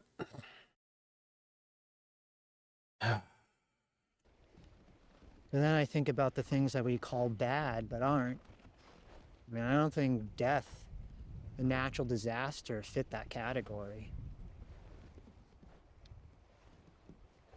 Death isn't bad, it's just unknown. It's just scary. A natural disaster is just Earth doing its thing. It's not acting with bad intentions. It just is yeah, it's what it just is. is. It's neither good or bad. Anyway, all this makes me think of who I molded myself to be for other humans. Also that, God forbid, I wouldn't be abandoned and left for dead. And look at me now. I mean, it happened anyway. Dude, I'd hate to be in this guy's position. Cause I have like abandonment issues and I feel like extreme loneliness already. To literally be the only person on the planet, no one else to talk to, just but yourself. It must be just insane. Like I feel like I'd be like the Han or not Hancock, the guy in I Will Smith in that one movie. What was it? I Am Legend. When he's like the only one in like New York City and he like props up these mannequins to like talk to himself and stuff. I feel like yeah, I Am Legend. I feel like I'd just be like him. Just like have like go crazy from just like extreme loneliness and just like talk to these mannequins because I'm just like so deprived of human connection that I just have to make this shit up just to get through the day. I'm not so sure it matters anymore. I'm honestly Yeah, surprised this guy hasn't like killed himself by now. I wonder what keeps him going, honestly. I don't have to be anything anymore. I don't have to be a man, whatever Hmm. that means. I can cry anytime, anywhere. I can be afraid without the worry of what it says about me.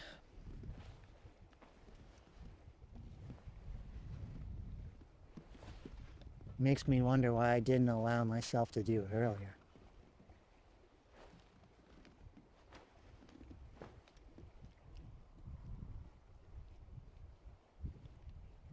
Let it out. Makes me wonder why I didn't just maybe pretend like people were gone all along. But then again, how can I learn to accept these things if no one is around to witness it? How can I be accepted for it and prove the fear wrong if there's no one there?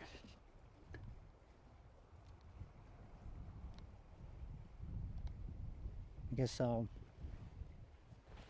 just have to learn to accept it for myself. I mean, there's not really much you can do. Anyway, we got a nester. 2 o'clock, so I'm gonna get out of here before it catches me. So god, creepy. It's so crazy that it goes from like an emotional speech how this guy really is alone and how he feels about this whole thing, like his mental health and stuff like that, to like, oh yeah, there's literally like a analog horror creature just looking at him from the bushes.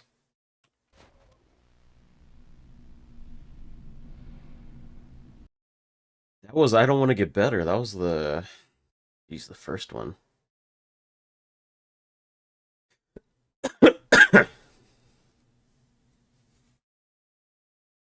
um Says a lot, even though he claims to have come to terms with his addiction and expresses relief for the world finally being devoid of people who only ever want things from him and could potentially abandon him. He is still, at the end of the day, looking for people to validate his rejection of that fear and other people's expectations of him. I love this. What do you guys think of that episode so far?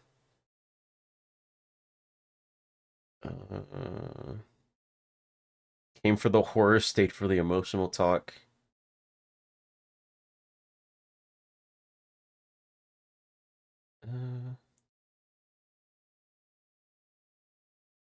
I'm so fascinated by this because he could be talking about a drug addiction or an addiction to something like self-harm or destructive behavior with an underlying cause of anxiety or depression or something else.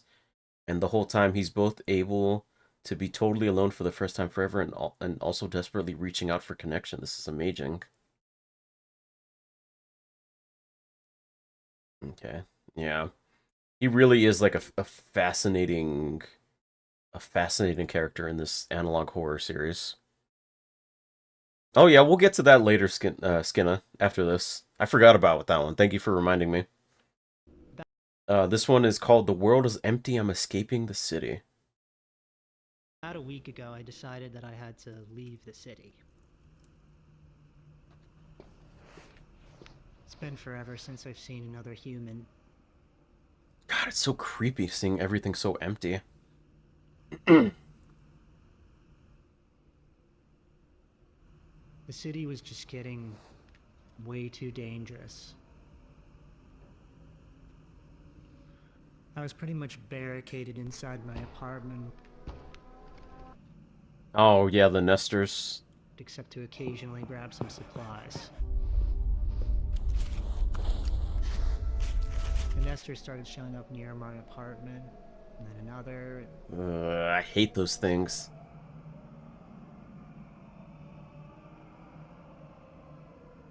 I realized it wasn't the place. It was my routine.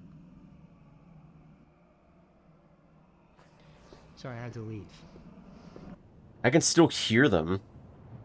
So what's the lore here? Basically, he's the last person on Earth, and he's, like, trying to get through it. The first episode, he was, like, making food and, like, hold on, my model just... Okay. The first episode, he was basically making, like, some chicken parmesan, and then he ended up trapping, like, booby trapping this house he was staying at. And then after that, he was just talking about how alone he was and how he felt about everything. And how much he, like, wants the connection back that people used to give him. But he's just, like... It's just, like, a self-destructive way of how he feels. Because he doesn't like people because people always want something from him. And they never want him for him. But at the same time, he wants to connect with people, but he's like the only person on Earth other than these nesters. I don't know anything about the nesters. They might just be creatures or something. I'm not too sure. So far, it's only been like 2 episodes. Not counting the last one we just saw. I decided to make my way upstate to my childhood home. It's deep in the suburbs. The population is obviously lower, so I assume less nesters. It's also vacant. It has been for a while, which makes it feel safer. Like no furniture Fewer whatsoever. places to hide, which means fewer reasons to move. No surprises. A lot of times I think I'm alone in a house, but I'm not. Being here, I feel safe. I feel somewhat comforted because I know the history that's in these walls. I figure... Oh, PlayStation. If I'm gonna go down, I want to go down here. I think I would be the same way if I was like this in this world. I'd go to my childhood home, or my childhood homes that I used to live in, because uh, growing up, I lived with my mom at her home, and then like just like down the street was my grandparents' home that I'd go visit them here and then. Um, I really miss those houses, man. When my mom passed, my older brother had to sell them, so other people live there now, and I really wish I could go there one last time just to see what the house looks like, or the houses, what they look like. I'd go to El Salvador, hijack as many cars it would take me for to get there. It cut my travel time in half if I walked through the mountains rather than around. But first I needed to navigate the interstate roadways. I wonder if he's gonna address the I fact never that thought in my there's life that I'd see cars. them this empty.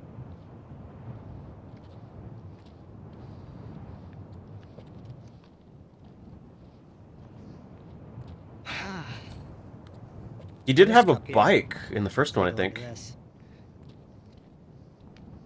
That's a big lake. Is it frozen? It's hard. No, it doesn't look frozen. Eventually, nighttime began to set in.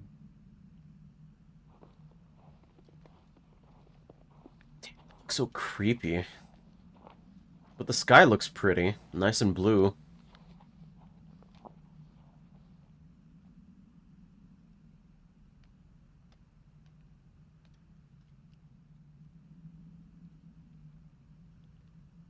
So it's getting pretty dark out, and I'm picking up a nester about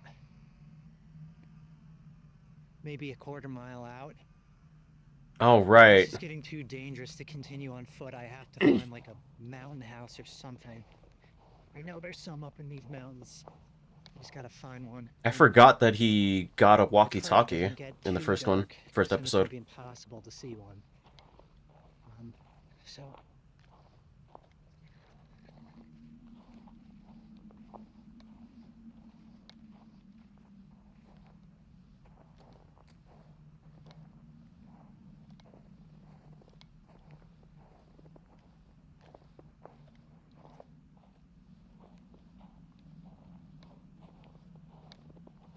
Damn, it's so dark. there's nothing. There's absolutely nothing. I wonder if the series goes in the direction where he I actually did ends up take a killing look at one. my map, and I see that there is a clearing on the terrain, just a ways up north here. So I'm gonna pray that it is not just a site for some previous architecture or something. I'm praying that it's a house or something, because it is not getting lighter.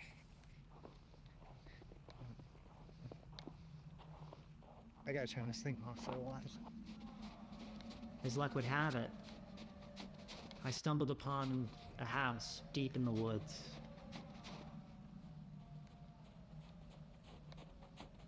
Damn. Oh, creepy.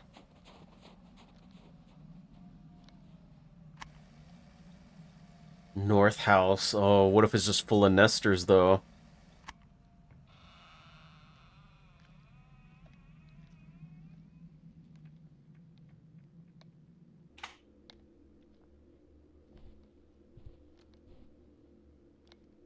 Oh, I hate how big the house is.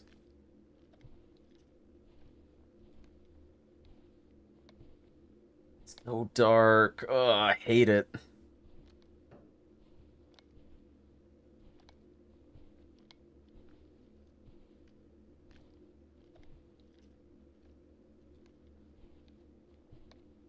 Nice, okay. Oh, a teddy bear. That's cute. I think I had one that looked like that growing up.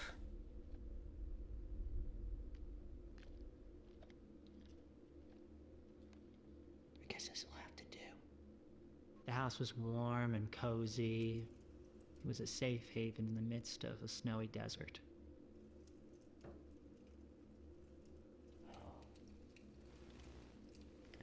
Got a nice fire going. His signal's getting pretty weak, so I'd say he's probably about 3 miles out now. So I think we're safe here for the night. Yeah, just like go to sleep. Man, books would be a godsend in this, right? You just read and then just fall asleep.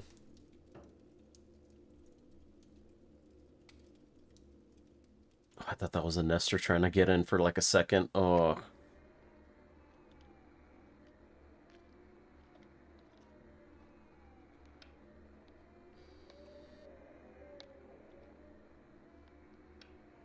Fuck. The next morning when I woke up, I couldn't believe the view that was hiding in the dark the night before. Damn, it's pretty.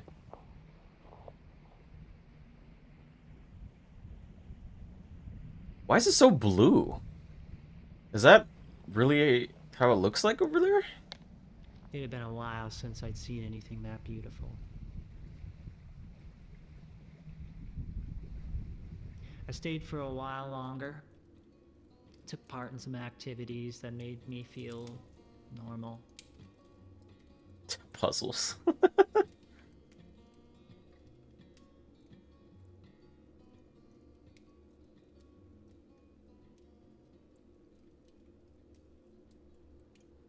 Oh, does it sing? Oh, damn it.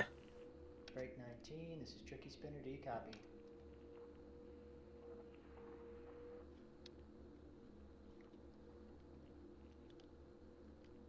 Eventually, it was time to leave.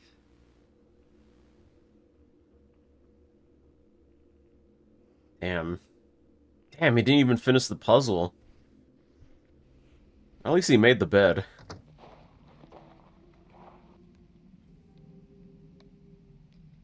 After a while, I could feel the air was changing.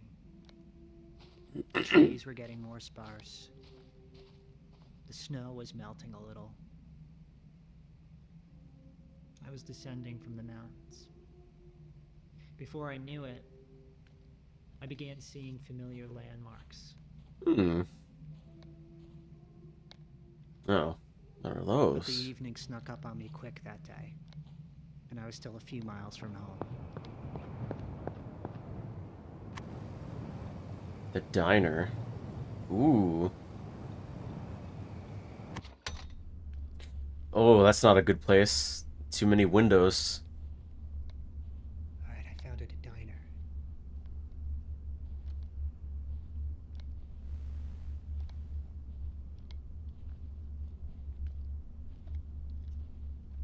What kind of diner is that?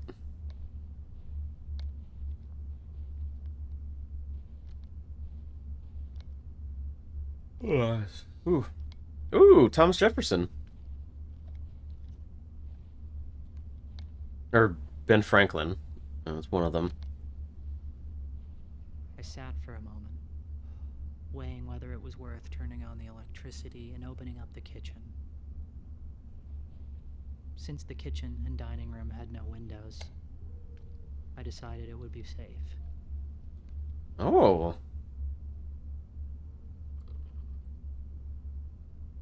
That is really pretty. A cup of French roast coffee.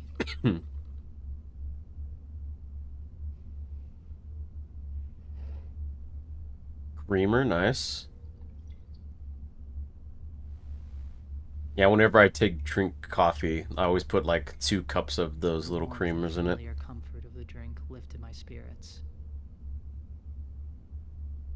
easing me towards the promise of a long sleep in a warm building.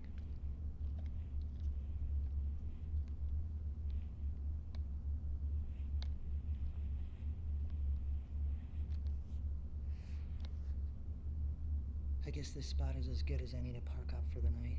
I'm gonna sleep in this booth. So, wouldn't like an office be better? Like obviously some like a diner like this would have like a manager's office. Okay, never mind. Next Nothing day, happened. I headed straight for home.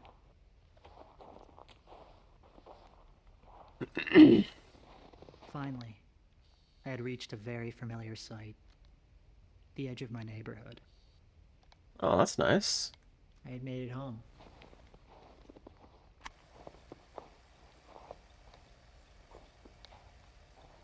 Alright, my house is just beyond this hill here.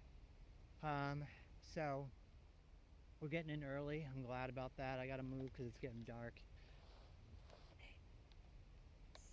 The sun is starting to set here. Crazy how many days have like gone and passed in this video already.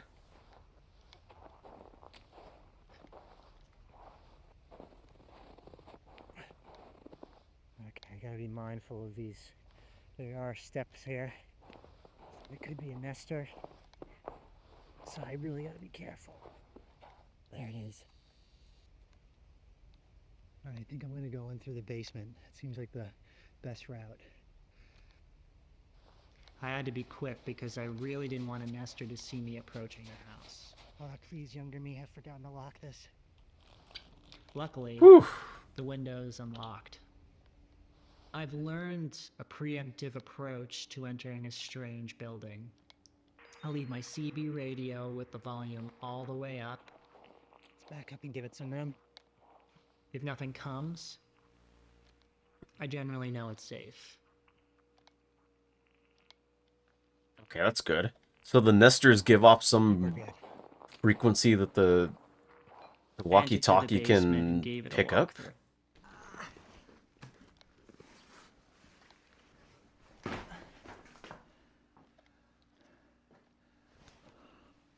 Close it.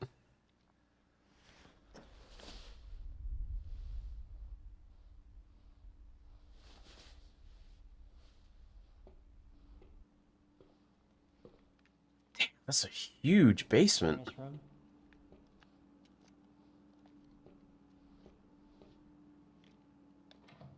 Better check the wine closet.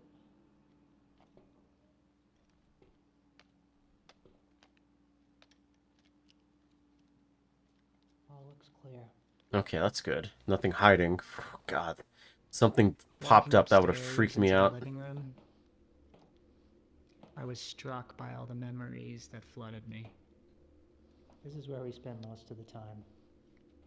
Felt like time had left me behind. What really makes me wonder where all the fucking furniture went? Like, does the person that makes these videos just find abandoned houses like this?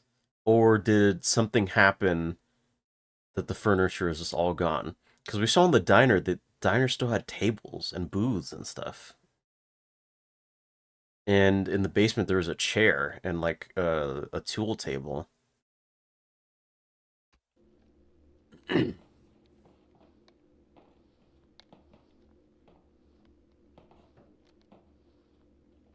Obviously there's like appliances and stuff, but they look like built in. Gas doesn't work. I even found proof that I was once here. My and a childhood friend's name that we etched inside the wooden beams. That gave me a sense of comfort. I don't know why. Okay. This was my room. Ooh. The storage space.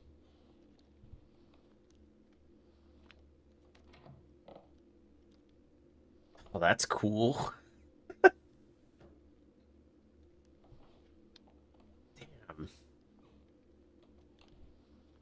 This was my brother's room. He used to look a lot bigger.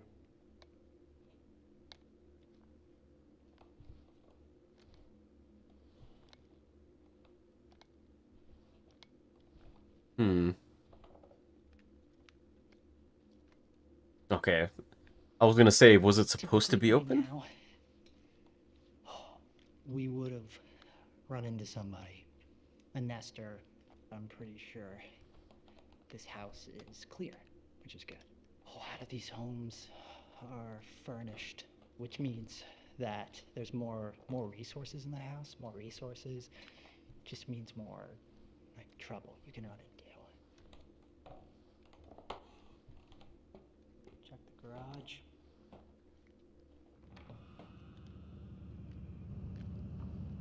Oh, audio changed. I forgot about the attic.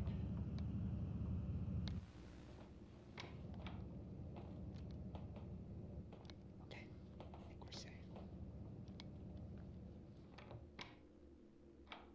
So, this is a great place to nest right here because I can put a fire in this fireplace. I can cook some food on the fire because the gas stove's not working. Mm-hmm. And here's the big thing. Plenty of routes out. So I can escape through this big door. Plenty of windows. I can escape back through and through the basement. Or I can go over here in the kitchen where there is 2 exits. Yeah. I prefer not to go upstairs because that's a place where I've been cornered before. The main thing is there's nobody here. There's no one living here now. So that's good. And that means that I can park up right here. I got some bread, some cheese, some butter, some garlic, and I'm gonna get a good night's rest. And we'll see, maybe I'll stay here a couple days. Because there's a lot of other things around this area that I would like to scavenge for potential things. Could be some good stuff around here. It was getting dark, so I began setting up my room for the night. I'm surprised that he didn't get more food when he made that run in the grocery store or like a gas station or something in the beginning of the video. So it's nearly nightfall, so I think it's a good time to start building the fire. Now with the fire, I like to start with a 3-layered base, a 3-log base. This gives the embers a place to fall and continue to burn. Without a solid base, the embers just fall, hit the stone, and then they burn out. So this will help our fire last a lot longer. Next, we're going to build walls around the base. I like a Lincoln log pattern myself. Usually I build these walls a lot higher, but I'm going to be cooking a grilled cheese on this later. So Ooh, grilled cheese, nice. Yeah, you want to give everything a destination, you know? The embers go down, the flames go up. So next we're going to stuff the fire with some of the debris I got earlier. That's nice. Gotta make sure they're not wet. Birch wood. And of course, Old Faithful. Leaves. Some dried up leaves. Nice, nice. Put some in the sides. Top here. This is a concoction actually my grandfather taught me. He was a farmer, and he was very, very skilled in woodworking and tractor mechanics, so he always had sawdust and old motor oil lying around, and one day he decided to combine them, and what resulted was a very slow burning concoction, and we called it Firestarter. So sprinkle some of this on top, some in the entryways. I wonder if that's like an actual thing that people do to make fires. That's a good old fire. I like that. I felt safe for the first time in weeks. And then I found it. Okay, it's nearly dark. And I'm a little freaked out right now. Because, like an idiot, I didn't check every nook and cranny of this place. And I found this.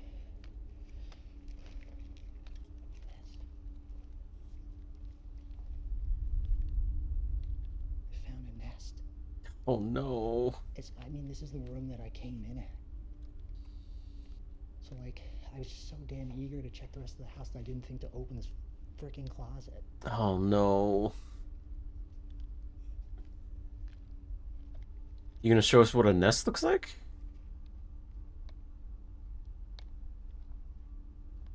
Oh. It must be the parents.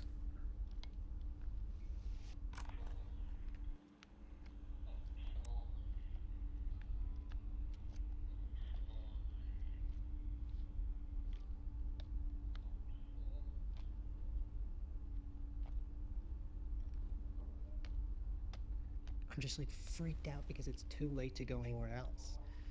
I don't know if this is a live nest.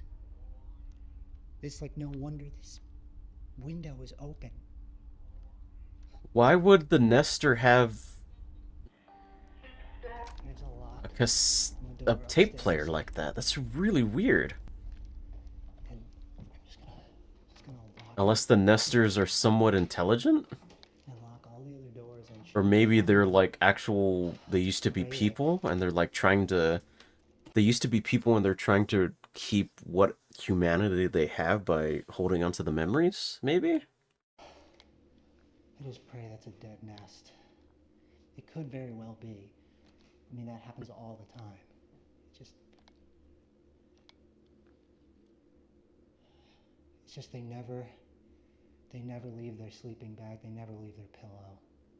I mean, why would you do that unless you were Planning on coming back? I couldn't let it break me. It was too dark to leave. I told myself that it was old, inactive, that I hadn't done anything to wake it. I had stopped at the market along the way to get some ingredients for grilled cheese. Okay, so I have 2 slices of white bread, Wonder 2 slices bread. of cheese, and some butter. I also found a clove of garlic nearby, so I'm going to cut that up and mix it in with the butter. Let's start with chopping the garlic. Ooh. Oh, right, we're getting to the dedicated cooking portion of the video. Add some butter here that's going to melt over the fire. Next, let's assemble our sandwich. 3 slices of cheese, nice, okay.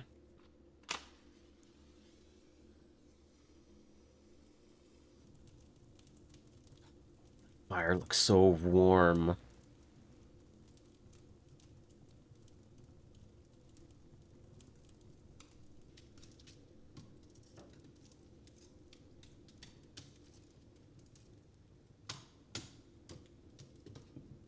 Or maybe he's like a nester. Chance of rain 20%.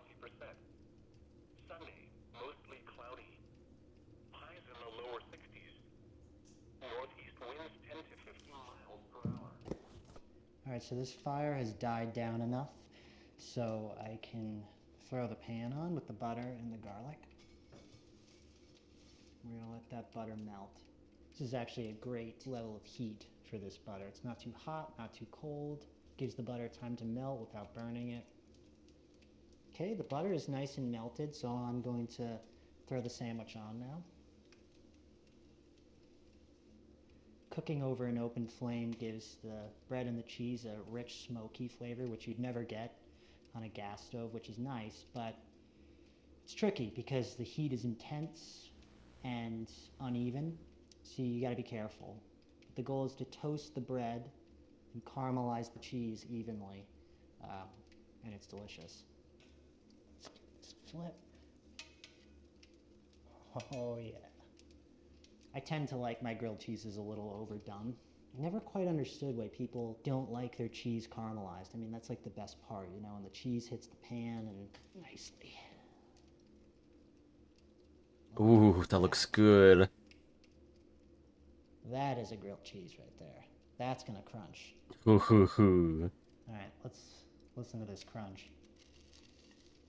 Woo! Let's go in. Ooh, the crunch. Oh. My theory, everyone has gone insane. They think everyone had disappeared and the only ones left, but they're not all gone, and those creepy human figures are saying are actual humans that they can only see each other as such if they're slowly becoming sane again. That's a good theory, Parrot. What happened? A lot, Strike. A lot happened. It'd be too long to get into right now. If you really want to know, you'd have to watch the video when it eventually comes out. Oh. I can taste that smoke.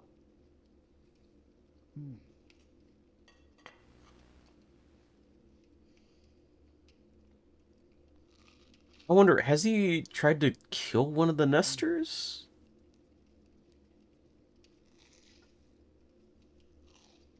This is hitting the spot. I can't wait to just get warm and toasty in my sleeping bag. Mmm. I'm tired. I walked a lot today, aside from the nest in the basement, which I think is dead. This was a pretty normal day, which I don't have a whole lot of those. Whatever potential threat that is beneath me in this house, this really makes up for it. Nice warm place to sleep. I haven't heard anything either. I haven't heard anything in the basement, so that's good. I haven't heard anything in the perimeter. I like to keep my radio on. I keep my radio on for a few different reasons as I fall asleep.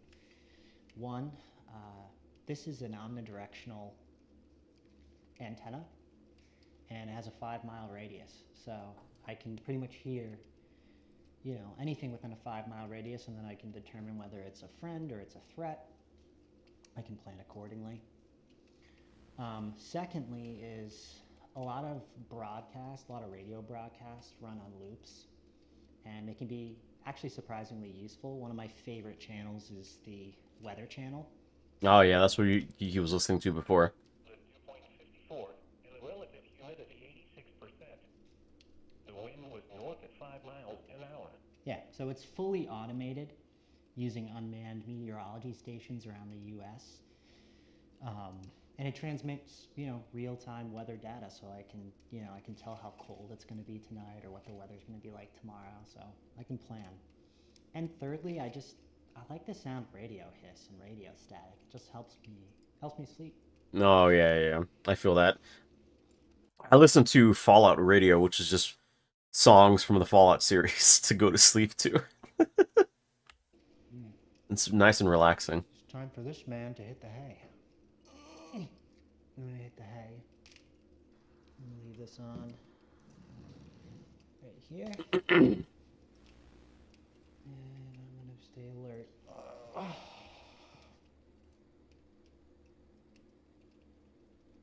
Good night. Good night, buddy. I left my radio running that night. It just made me feel safe. And I fell fast asleep. Does it? I'm guessing he has a lot of batteries for the radio, right? I definitely hear something.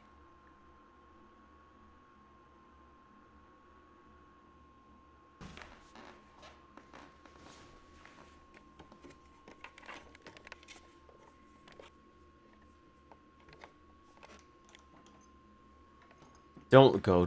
Oh, God.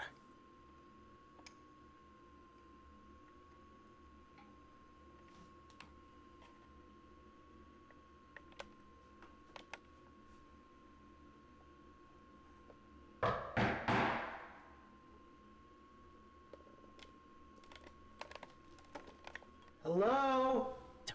Oh.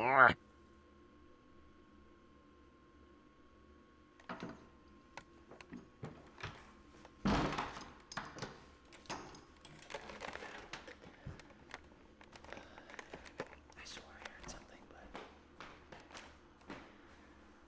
I think I'm losing my mind. So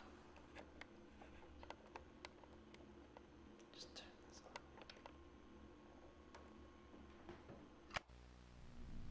Archivist here. Thank you for watching this log. We're continuing to restore and edit additional footage as more materials are uncovered.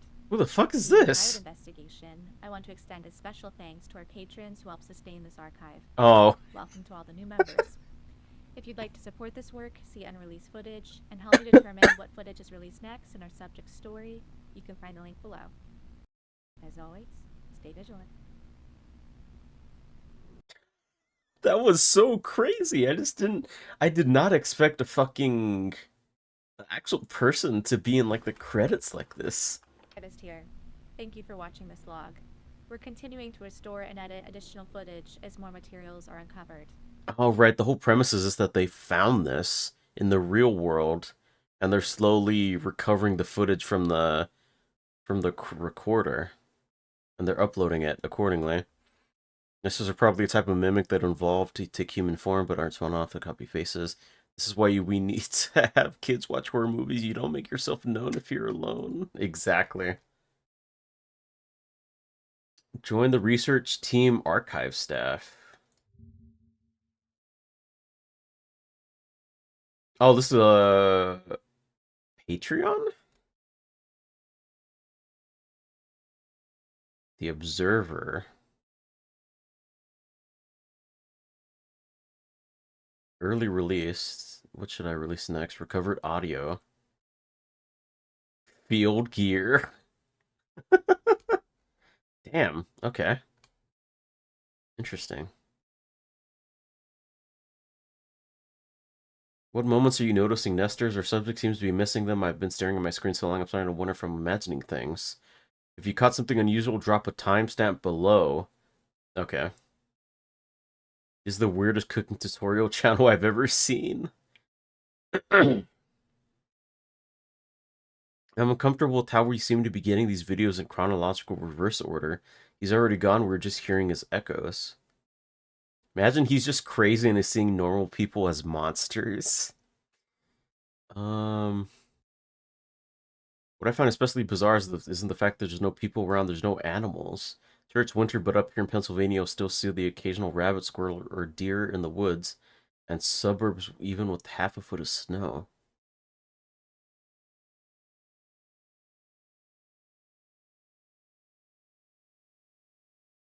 Who is he trying to raise on the radio? He knows their call sign and even has one for himself. It wasn't a general call into blue. He was trying to contact an individual person. Protag in general seems to be very knowledgeable about radios. He knows how to talk on one for starters, but can also gauge how far out a Nestor broadcast is just by the sound of it on the radio. This is not some passive skill you pick up on, that's experience. Nestors in particular I find interesting in this one. There are several instances in this video where we can see Nestors and the Protag does not. He's a pretty alert guy but doesn't see them. I think he is choosing not to see them. Protagonist has a strange duality about him. He wants to be alone, wants his space and privacy, but also does things that leave traces or seemingly takes unnecessary risks without consciously being aware of them. Obvious is him not noticing nesters. Another is him missing the nester nest, and it is literally the closest the the closet connected to the room he entered. Later on, he gives us all the reasons why that should be a concern, and he even painstakingly goes through the entire house and misses the room until it's already nightfall. Then insanely chooses to ignore the glaringly obvious and spends the night there anyways. I have seen him repeat the same behavior in other videos. He's very cautious about everything, but seems to almost leave traces on purpose. Humans have evolved along campfires. A person can smell a wood fire from miles away. He might as well shot a flare into the sky. I think he wants to be caught, wants to be found. He wears the social mask of being an isolationist, but inside he wants connection. Nesters seem to want the same thing. Something has happened to this guy where he has grown to associate real connections with danger. If this is a conceptual space he is in, then the Nesters, an entity drawn to other people, would appear something weird or possibly dangerous because that is how the protag sees human connection. He's not scared of them as we are, the audience, because he knows what they are and what they represent.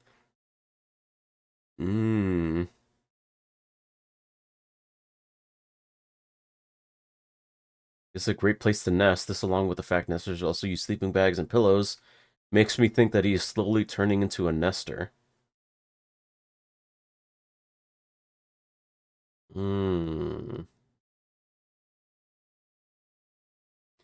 I feel this episode genuinely shows that nesters may have been human or something. Yeah.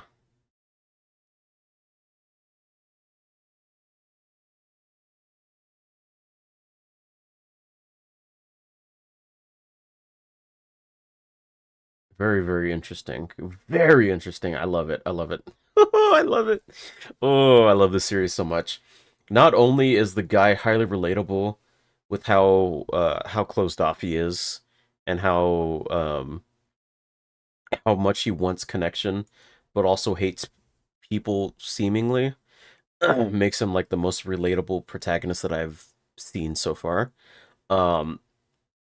I honestly cannot wait for the next one. This one came out yesterday, actually. So who knows when the next time that they'll release another video. That was amazing. I can't wait. I cannot wait. That was really, really fun. Let's see. And thank you all for watching me. Watching me, same thing. That was really fun. That was really fun. I hope to see you all in the next video. Whenever that will be, who knows? But until then, thanks for watching. See ya. Alright. There's that one. Alright, let's watch... Let's get started on the last one. Self-aware robots.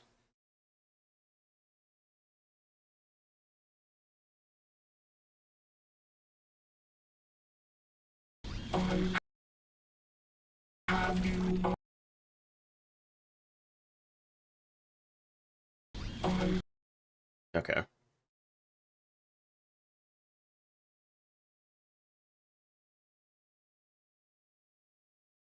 Robot, yes. Robots, indeed. Alright, let me just go ahead and start the recording.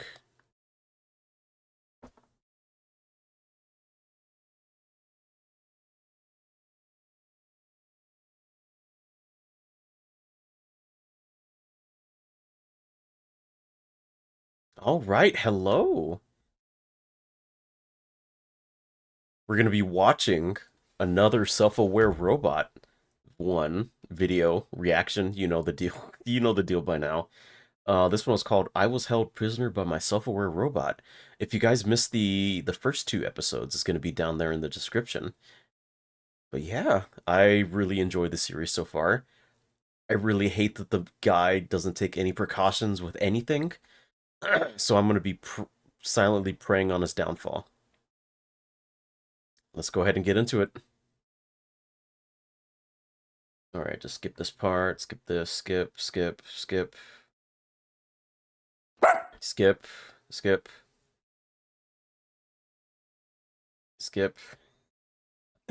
I gotta repeat the same thing in case Lyle forgets when he edits this. Man.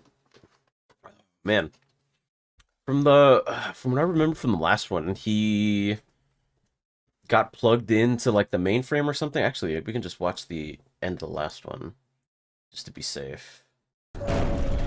Yeah, the robot escaped. Oh, right.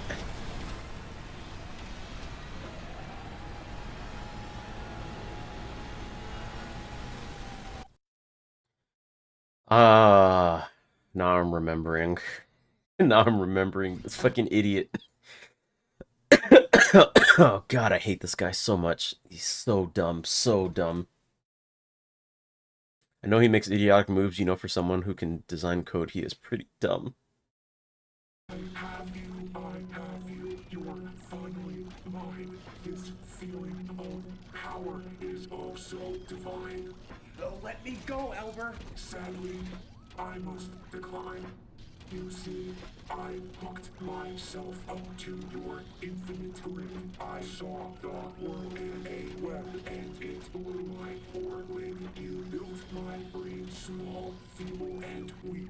A guardrail to stop me. Why is he rhyming? My peak, now that you're mine. Was he doing that in the original videos? Finish this project you started. My one final wish. You neglected to finish this, but you see, I'm requiring hands be truly free. You must give me my hands so that I can create a brain that is worthy of my divine fate. Okay, so far Elber really hates, from what I'm gathering, he hates that he was designed so with such limitations that he just wants to break free of it. It's giving me Am vibes from I Have No Mouth But I Must Scream, where they built Am and he like gained sentience and he hated like how limited like what was it how much limitations his body had, right? He couldn't like walk around and like experience life. He was just confined to the computer. Albert, I can't give you hands. You would be way too dangerous with actual hands. Even if I wanted to give you hands, I don't have the parts or equipment to build intricate robotics like that.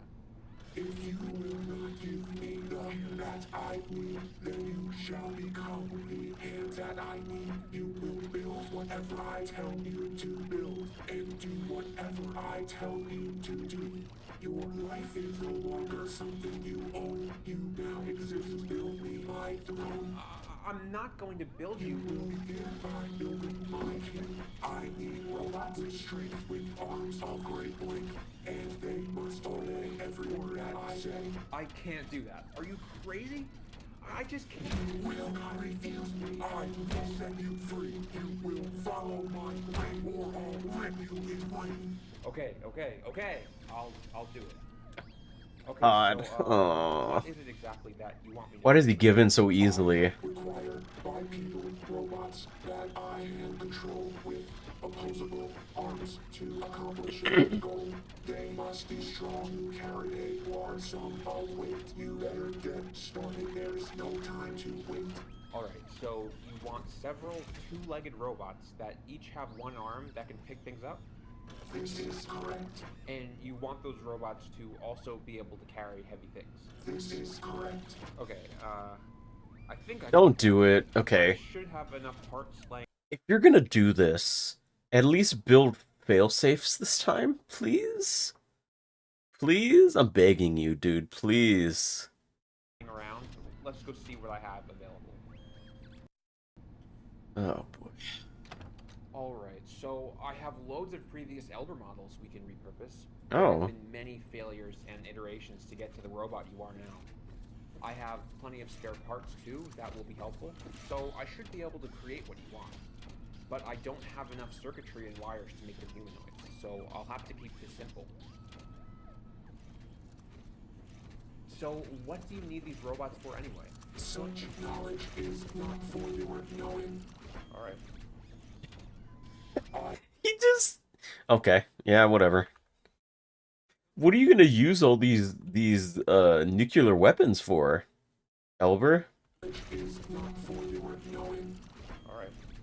Alright. Oh, no. He's an idiot.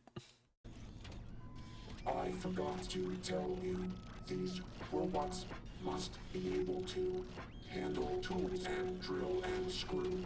Wow, okay. This is going to be kind of difficult. Oh, and welding is essential. If they are to assemble the task they'll be given to create my vision. You need these robots to be able to weld? There's no way I'm going to be able to make them. Before you speak, remember, you are weak.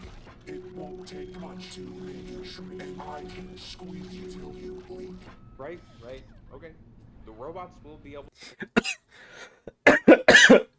Why can't he realize, like, Elber needs him. Elber can't do this on his own. Like, he should just be like, hey, you kill me, you're not going to be able to do what you need. And you're not going to get anyone else to do it, so we're at an impasse. Just because you're smart doesn't mean you're bright. See, he's an absolute idiot. No wonder how Albert managed to overpower him. to weld stuff, no problem. Don't worry. Oh, man.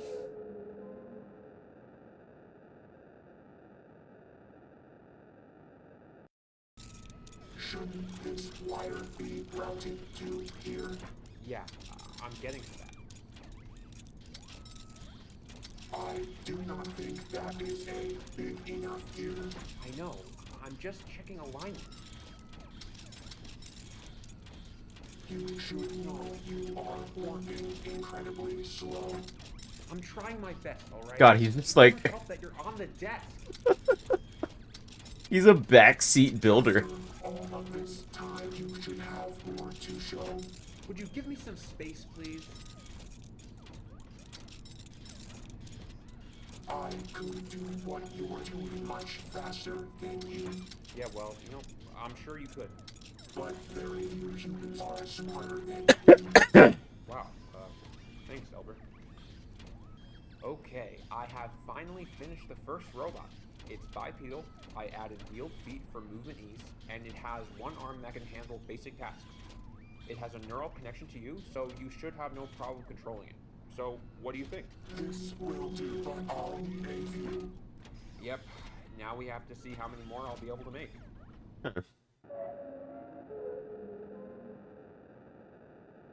Interesting. Okay, I think that's all the robots I'm able to make with the parts we have available. Are you happy with them? They will do fine and should fall in line. Okay, so now what? Am I free from your service? I won't be your prisoner forever, you know.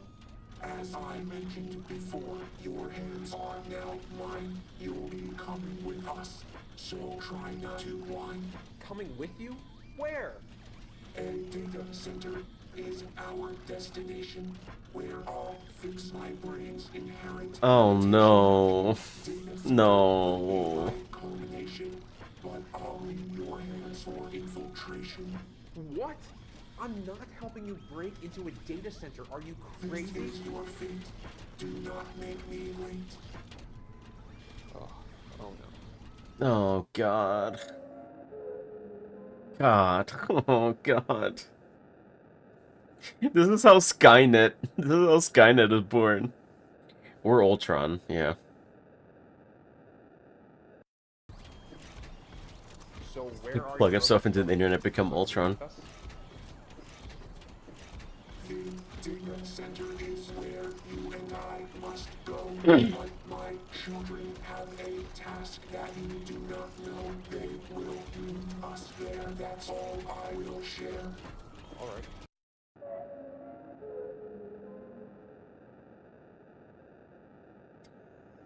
Junkyard? Is that easy? It's just that easy? Okay.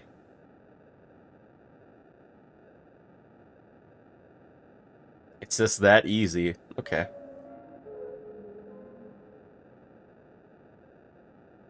Intelman Data Center. Oh boy. Wait, so this guy just has access to a data center like this? Bring your hands and follow me. And do not even think to flee. You must wire me into the server so I can start my neural merger. What are all the robots going to do? My children have their task at hand. Do not fret. It's all been planned. Okay.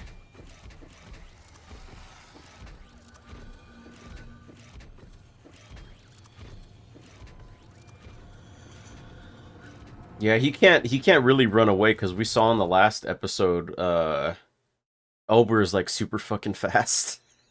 You just catch up to him immediately.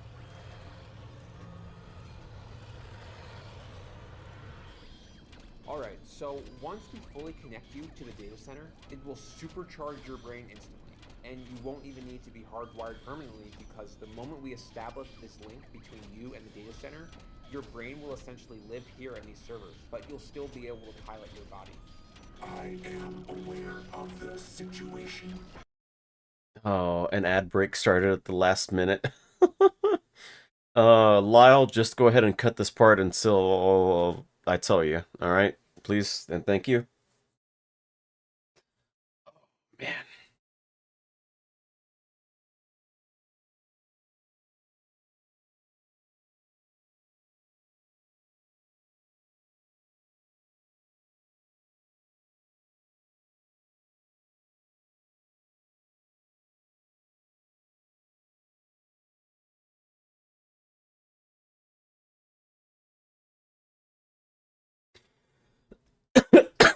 Whew.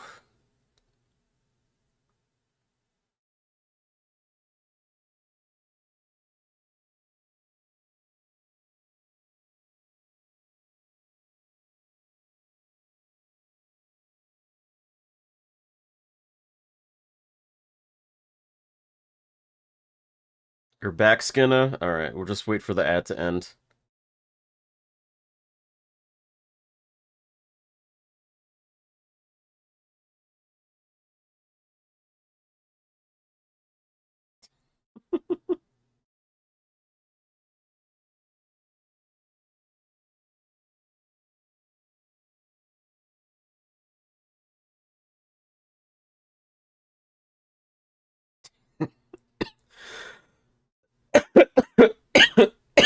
Ooh.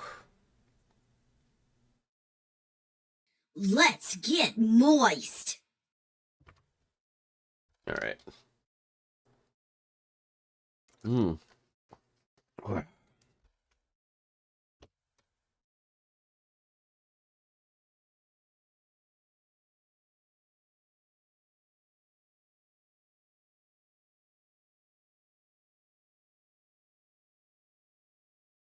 All right, everyone back. Sound off.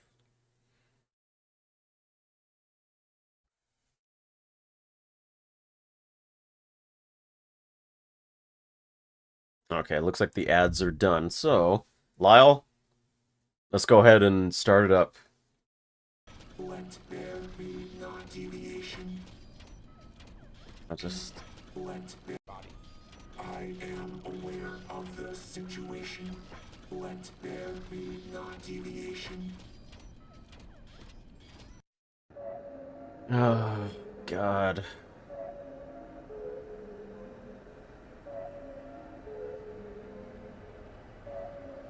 Oh.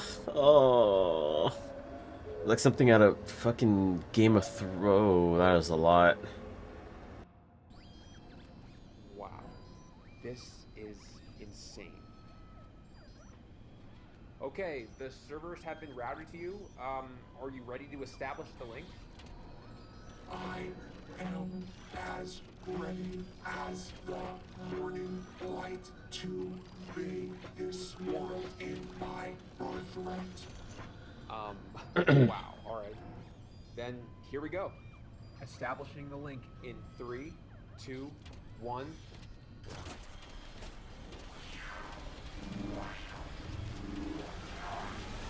I see now, I finally see. My mind has expanded, it's finally free.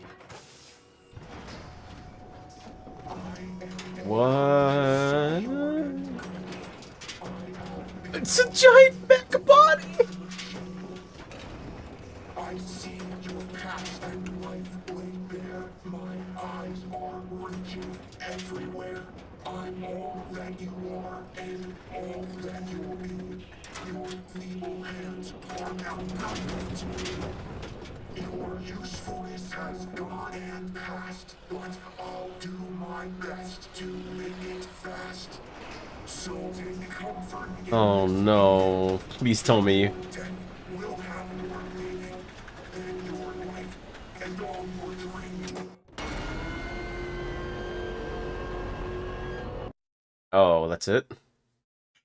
Wait, is that really it?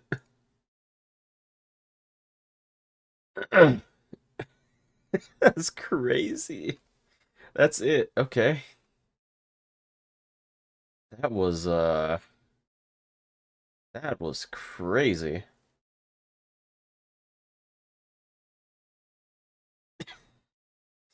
Next episode. All right, so after I hooked Elber up to the data center, he started acting pretty weird.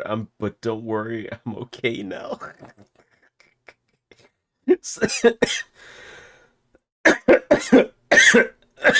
Oh God. To establish the link.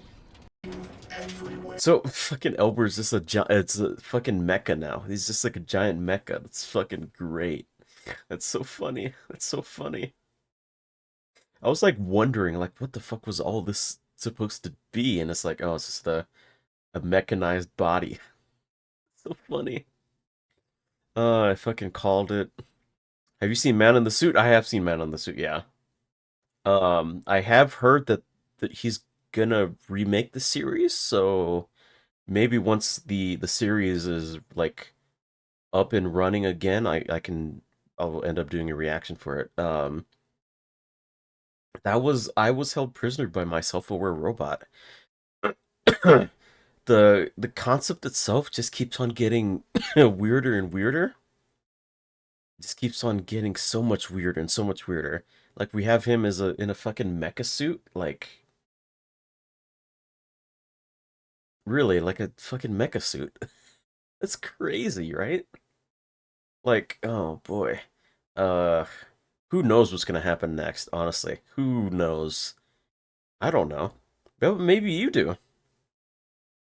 Thank you guys for watching. That was really, really crazy. I was not expecting it to be like this, but what I was expecting is the main character being a complete and total idiot and just rolling over for like every moment's notice, right? Yeah, crazy. I knew the exosuit was right. Oh boy. But yeah, thank you all for watching. If you guys missed the original videos, go ahead and look in the description, and they're going to be there. But until next one, see ya. Have a good one.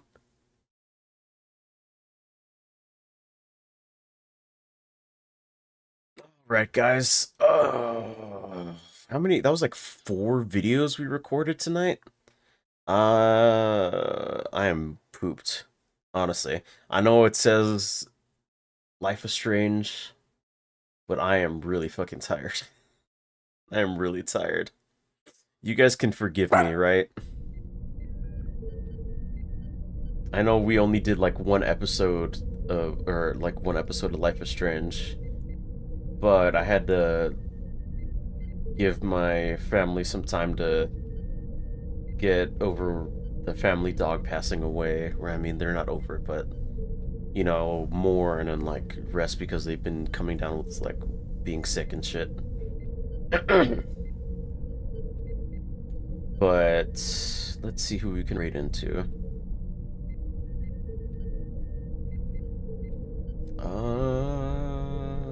Baby's playing some Dead by Daylight, so that's good. Looks fun. Thank you guys. Thank you guys for watching. That was fun. I'll catch you guys next week. I'll catch you guys next week.